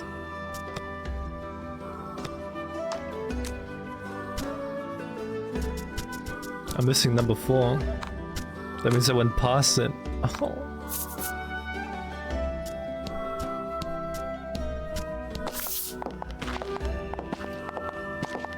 Travelers, you hear a voice call from somewhere. Down here, at thy feet, you look down to see a small clump of fur by your boots. The clump of fur speaks. I am Lappy, and I should like to journey forth with thee. Lappy the furball looks at you with amiable expectations. How do you respond? What makes you think we will be your friends? Why do you want to join us? You ask candidly. I heard a voice calling my name, so I must find to whom it belongs, he answers with a faraway gaze. No more monsters, comes Melanie's cold reply. When you say more, do you mean Mar? You ask. but Melanie doesn't answer.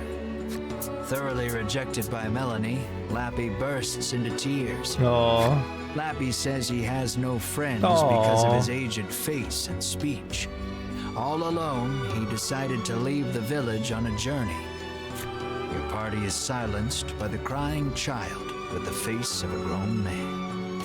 You tell Melanie to be nice and quip that both she and Lappy could use a friend.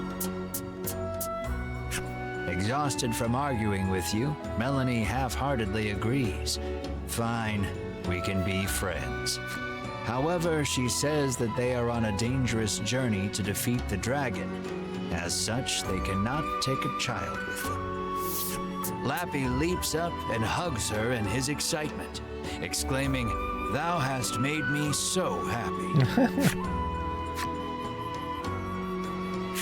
Hey, they become friends. Let's Till go. next time, Melanie says, peeling Lappy off of her and placing him on the ground. Though she thought all monsters to be evil, Melanie feels that the ones here are different. Finally, a friend. Aw.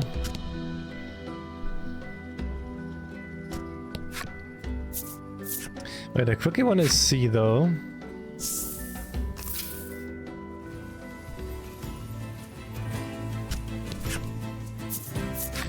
Just quickly fast travel back, because those mysterious cards are always in the cities. Oh, I never missed one here.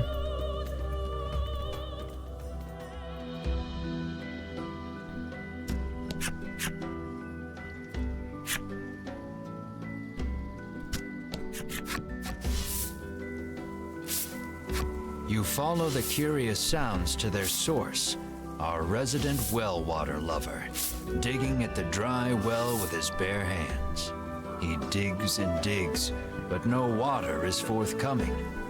What's worse, he has injured his hand in the process. Melanie beseeches you to help the poor man. But well digging was forbidden by our ancestors long ago. You've heard the legends, you protest. How is that the best lie you can come up with? Yeah, what the fuck is She that? snaps back, appalled. The man turns towards you both, oblivious to the squabble playing out before him. Do you have any salve that might ease my pain, he asks. Sure. You hand the man some salve.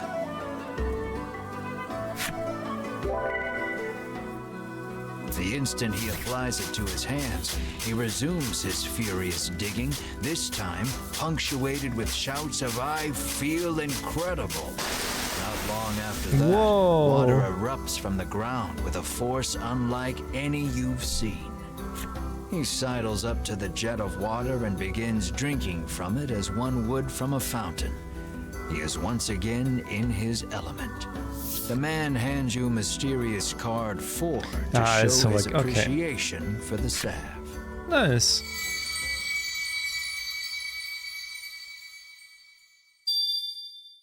So it's probably worth to talk to people twice after like stuff happened.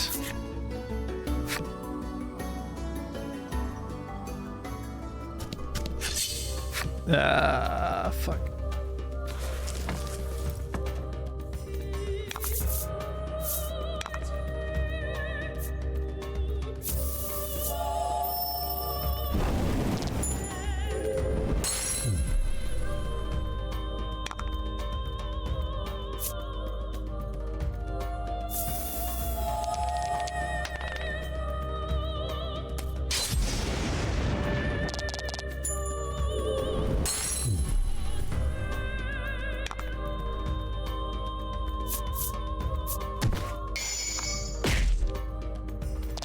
That was lucky.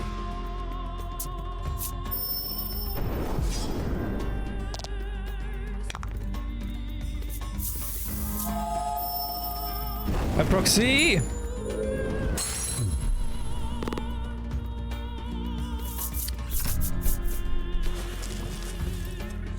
You doing okay, Proxy? Did Owl read you BL stories as well? Or could you escape from that?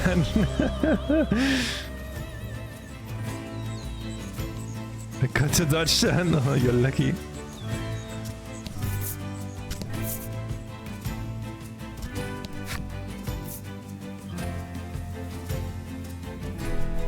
Talk about her BBB. Wait, what is BBB?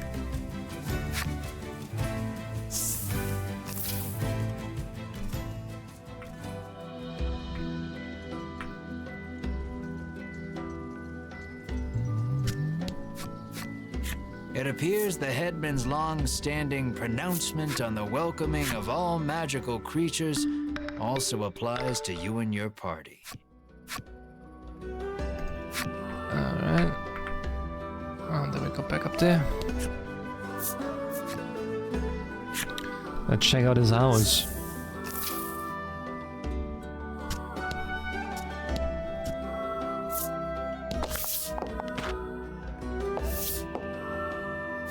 You bow, but before you can speak, the man suddenly introduces himself as the village headman. He looks insane. What is his face? He laughs, then shamelessly praises his own village as being wondrous and peaceful. And who are you? He asks. We're the heroes who are gonna take the dragon down. Just a troop of traveling entertainers. Take dragon After down! explaining that you are on a quest to defeat the dragon, the headman invites you to rest your feet a bit in his village. Oh, you did. He says that he had heard rumors of the dragon when he traveled the world. Something but. Oh, You God. must be tired from your journey. Have a seat.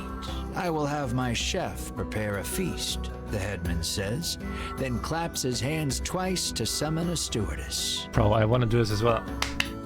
I want some food. Yo, what is this?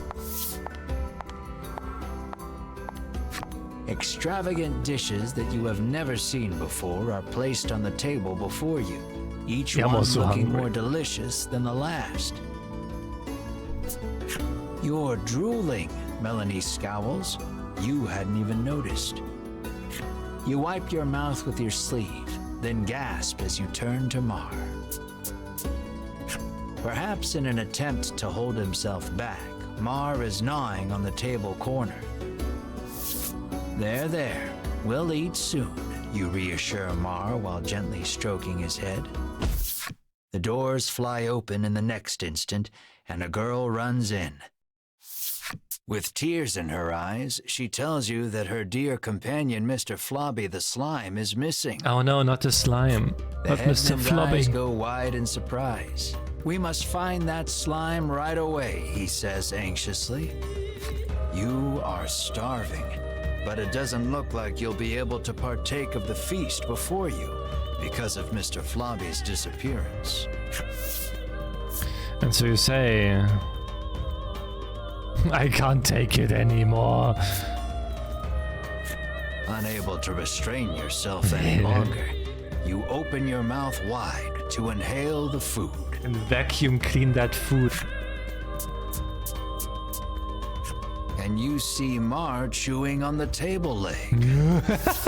You grab the savage Mar and hug him close, rubbing his back. You'll get a tummy ache if you eat that, you tell him, both of you slowly coming to your senses. It appears the story has hit a standstill until you find the missing Mr. Flobby. You Oh, need no. to hear the whole story from the young girl.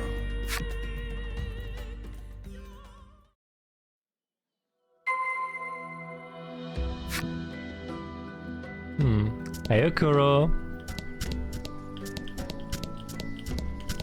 What can you tell me about Mr. The Flobby? girl sobs, wailing about the missing Mr. Flobby. The girl Oops. then hands something to Melanie. Right, Melanie places a hand atop the girl's head and promises that your party will find her companion. It looks like the muddy handkerchief she used to wipe Mr. Flobby.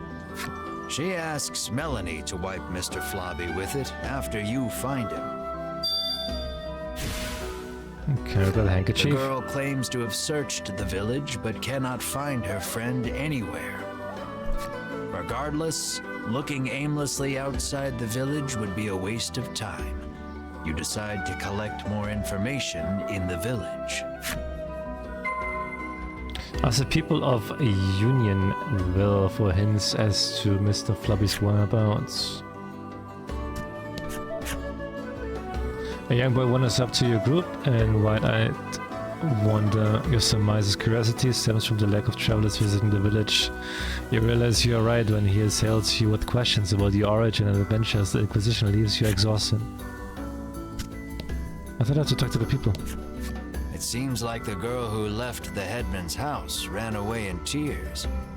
The elderly man says she cannot have gone far. You have to talk to the monster or what?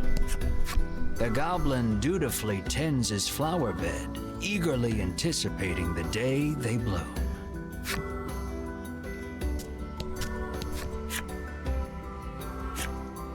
Apparently not.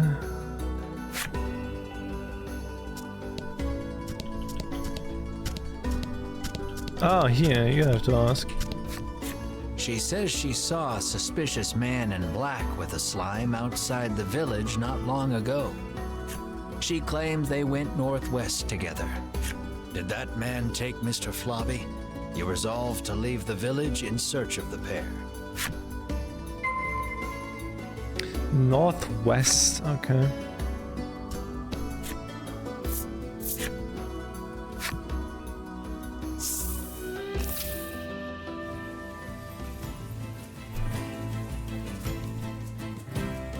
Oh, well, I'm assuming it's in here.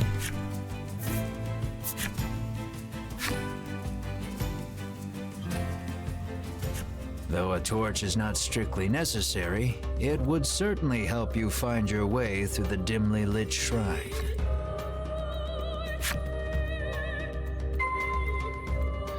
Check the nameless shrine for any sense of Mr. Flobby.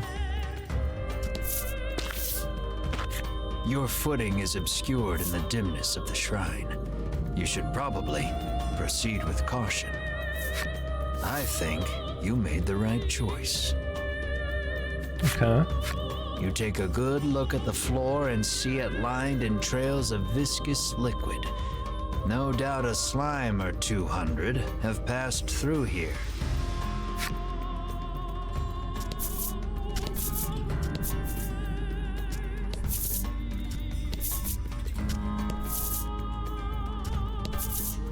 Who this?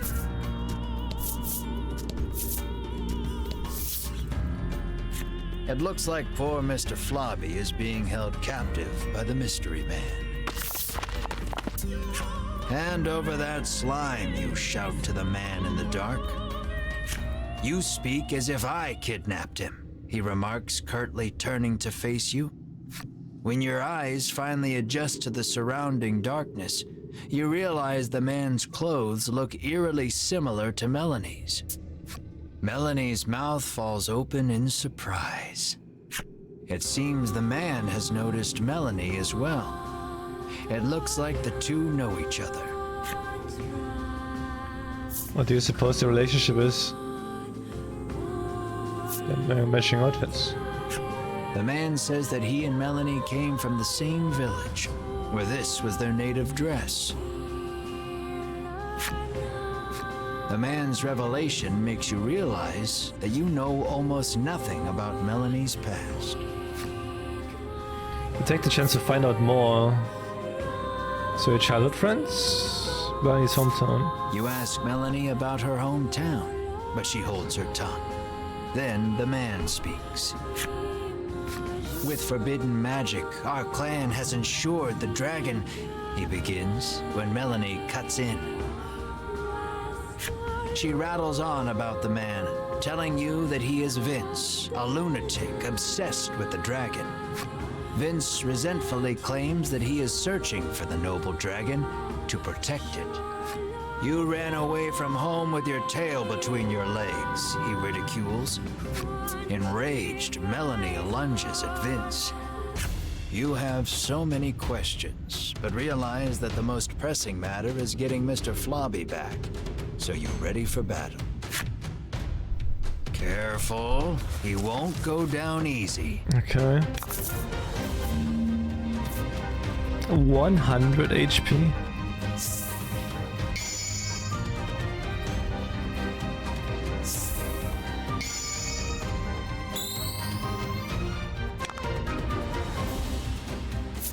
Alright, let's see if we can freeze him.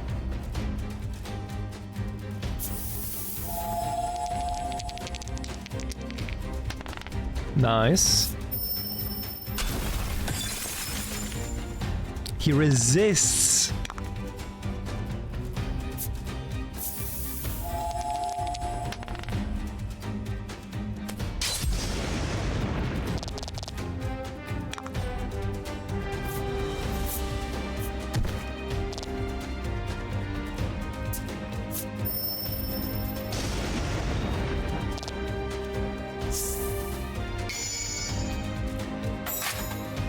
Okay, not the best. Let's see if fire works against him.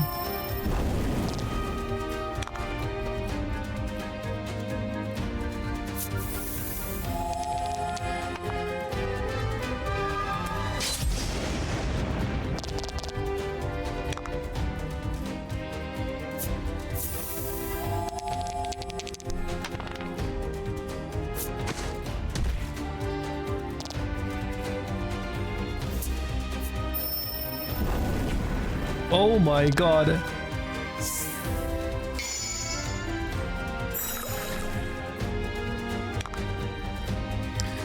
glad I don't have any water damage.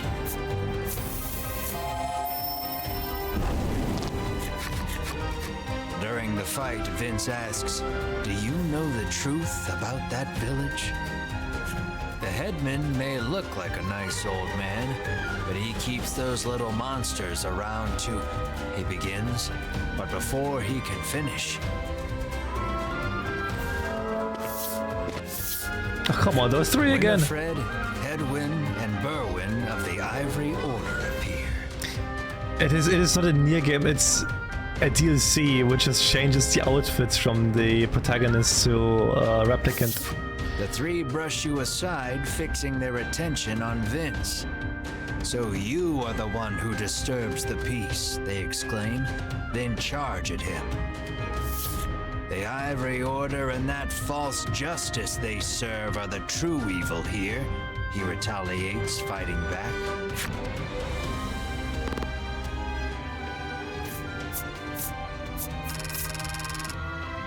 Yo, what?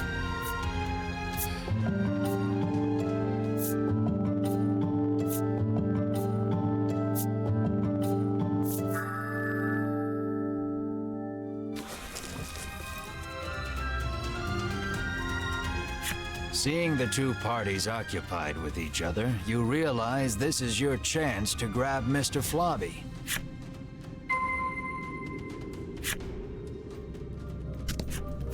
Perhaps wary of humans, Mr. Flobby dashes out when you draw near.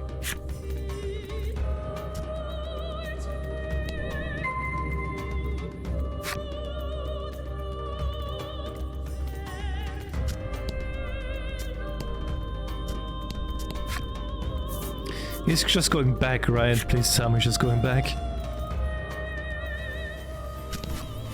When you reach out to grab Mr. Flobby, he suddenly attacks. Oh, I can't. Lower Mr. Flobby's stamina to calm him down.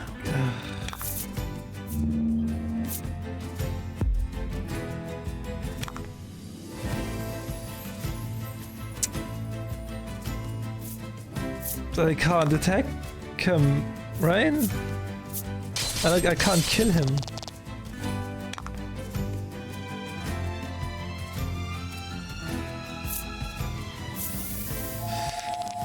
I just can't kill him.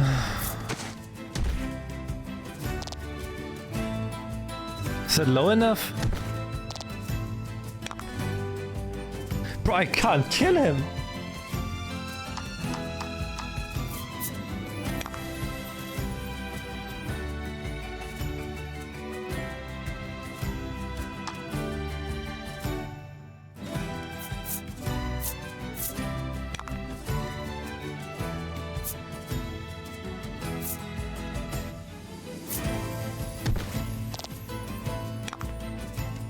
I'm guessing I just pass turns until he is exhausted?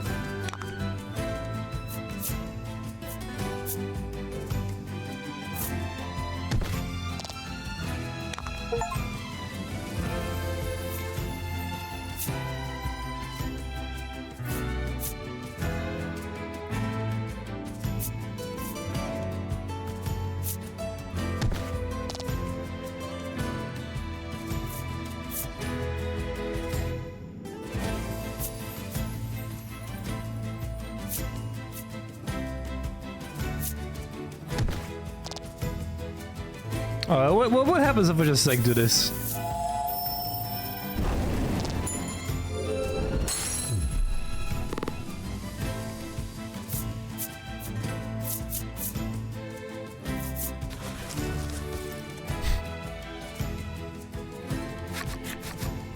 Exhausted from the fight, okay. The raging Mr. Flobby finally stops attacking.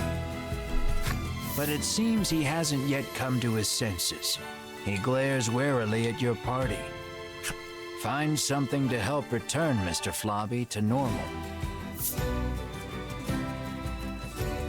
Here, a handkerchief. You wipe Mr. Flobby's mouth with the handkerchief you received from the girl. Then you hear a quiet voice speak. "That's not my mouth," Mr. Flobby murmurs bashfully. It looks like the girl's familiar scent on the handkerchief returned him to normal. Having regained his senses, Mr. Flobby heads back to the village. You place the increasingly sticky handkerchief in your bag.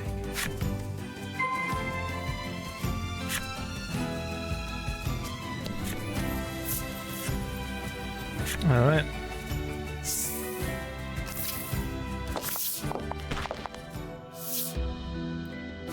Lappy approaches and tells you that Mr. Flobby has returned. Talk with Mr. Flobby now that he is safely within the confines of Unionville.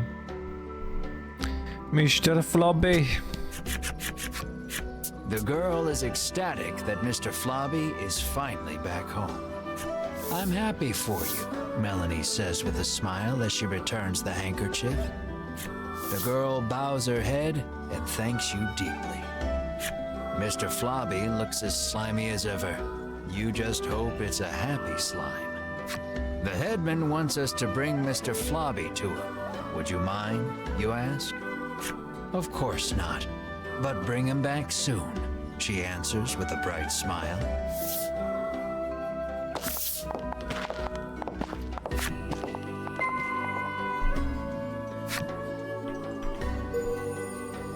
Alright. Wait, I'm curious about Mr. Flobby's story.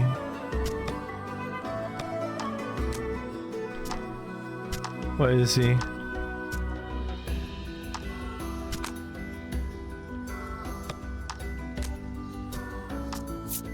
Mr. Flobby, it's everyone's favorite friendly villager slime, Mr. Flobby. You can find him playing a house or racing against a girl in the village. His bestest friend forever. Mr. Flobby comes from a real big family. There's his sister Plobby, his brother Plebby, and his nephew Booby. Sadly, none of them are with us any longer.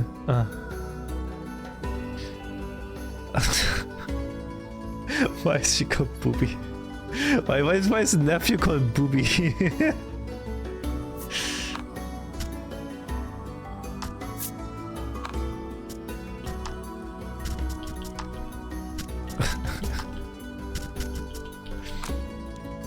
Up.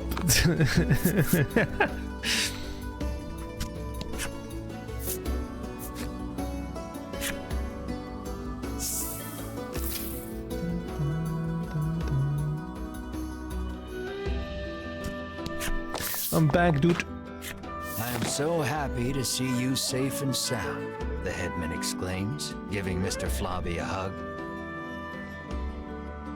You explain everything that happened, including the incident with Vince and the Ivory Order.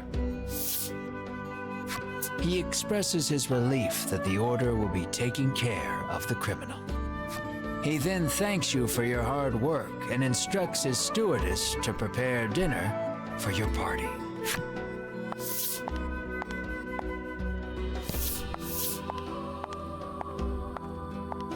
You can feel your collective mouths watering at the sight of the lavish meal before you. Dig in. You, Mar, and Ridis immediately dig in. You aren't sure where you find a moment to breathe among all the feasting. Please, eat to your heart's content, the headman insists with a smile. Once your belly is full, you realize that Mr. Flobby is gone. And then... Room for dessert? The headman asks, offering you a plate of slimy jelly. You feel your stomach churning at the very sight of it. Oh no. The color strikes you as familiar, and the stickiness sends a shiver down your spine.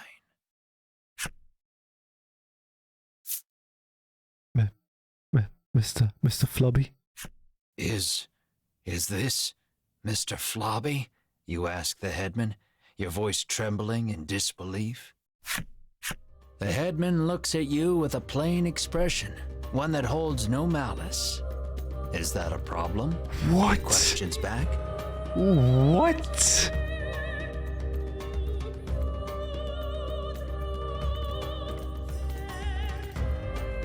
This dish is a masterpiece, he remarks with a light-hearted chuckle as he gazes at the jelly. And I have you brave heroes to thank for it. Had you not brought that slime back, we would not be able to enjoy this exquisite dessert. That's kind of that's fucked up. That is fucked up.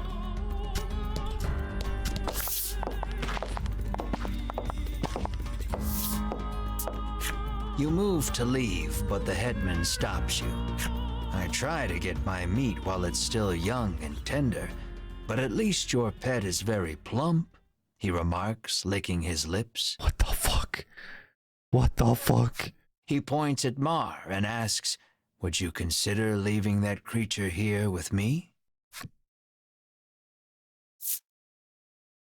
Mine for sale, bitch. Never, you refuse flatly, not bothering to hide your discomfort. Think about it, he entreats. And then you grab the headman by his lapels, hands trembling in fury.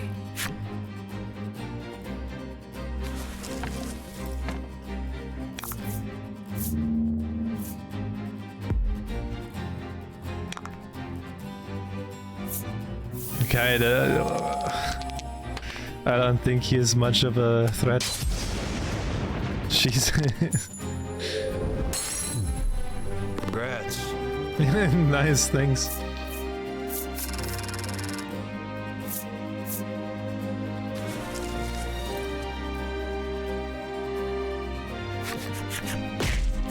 You pummel the headman with all your might. Curled up on the ground, the headman groans in pain, but insists that monsters were meant to be eaten. You hug Mar tightly, reassuring him that you will not hand him over to anyone. Mar looks at you with his round eyes and mews softly. You meet eyes with the rest of your party and reach a tacit agreement. Together, you all stand and leave. Yeah, let's get out of here. What the fuck?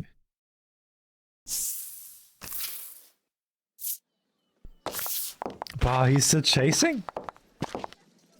As you are about to leave the headman's house, though, the old man suddenly charges at you from behind. But Mar, the keener of you two, is quick to block his path. With a crash, Mar and the headman tumble to the ground. From the headman's hand falls a small blade. It clatters to the ground, covered in blood.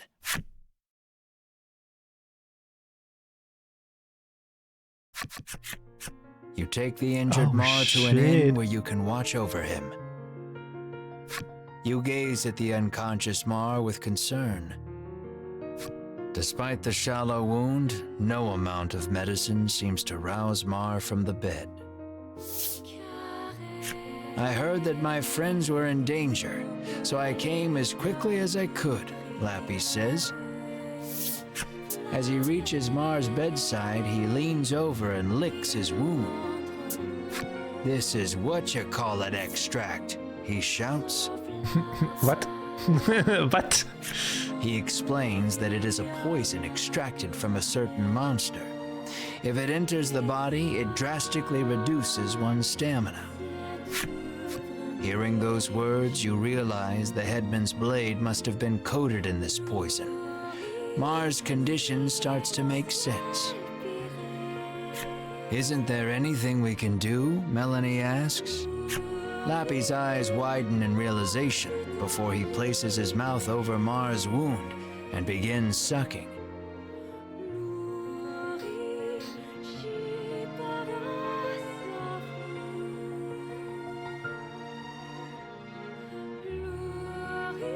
He then puts the what-you-call-it extract into a bottle and hands it to you.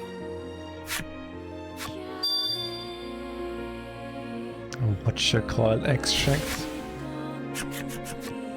Lappy says that if you follow the road south of the village, you will reach Shoreland. He tells you to give the extract to the famous nutritionist there.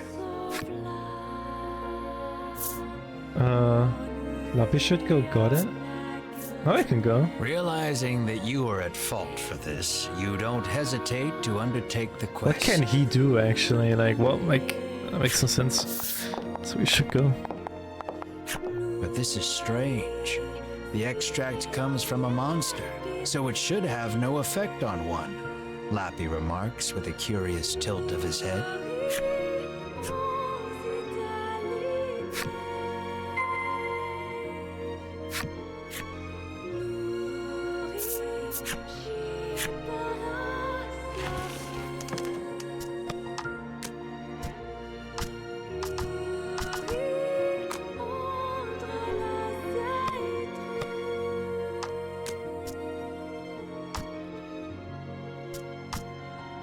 Like, no ring. She doesn't need a ring, I guess.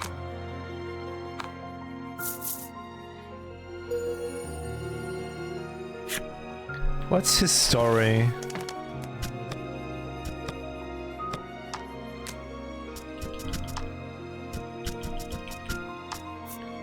A traveling gorman in his younger days, the headman has long been fond of monsters, so much so he founded Unionville, where humans and monsters coexist. Looks don't tell the whole story. Even the most inedible looking things can harbor incredible flavors.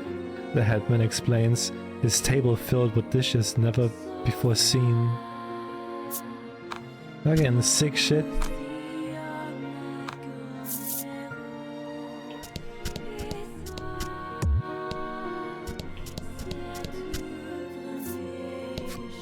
I thought a beast of that size would eat us out of house and home, she remarks, no doubt talking about Mar.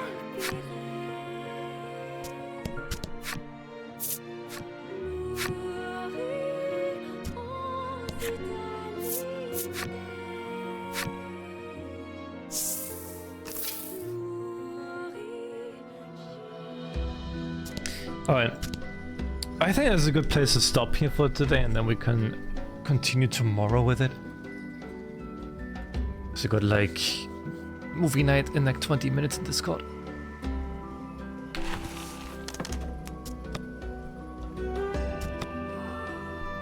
I'm gonna save here.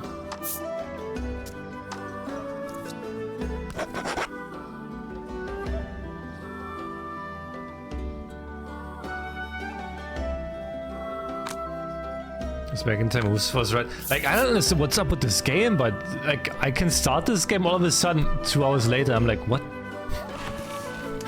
What? How did that happen?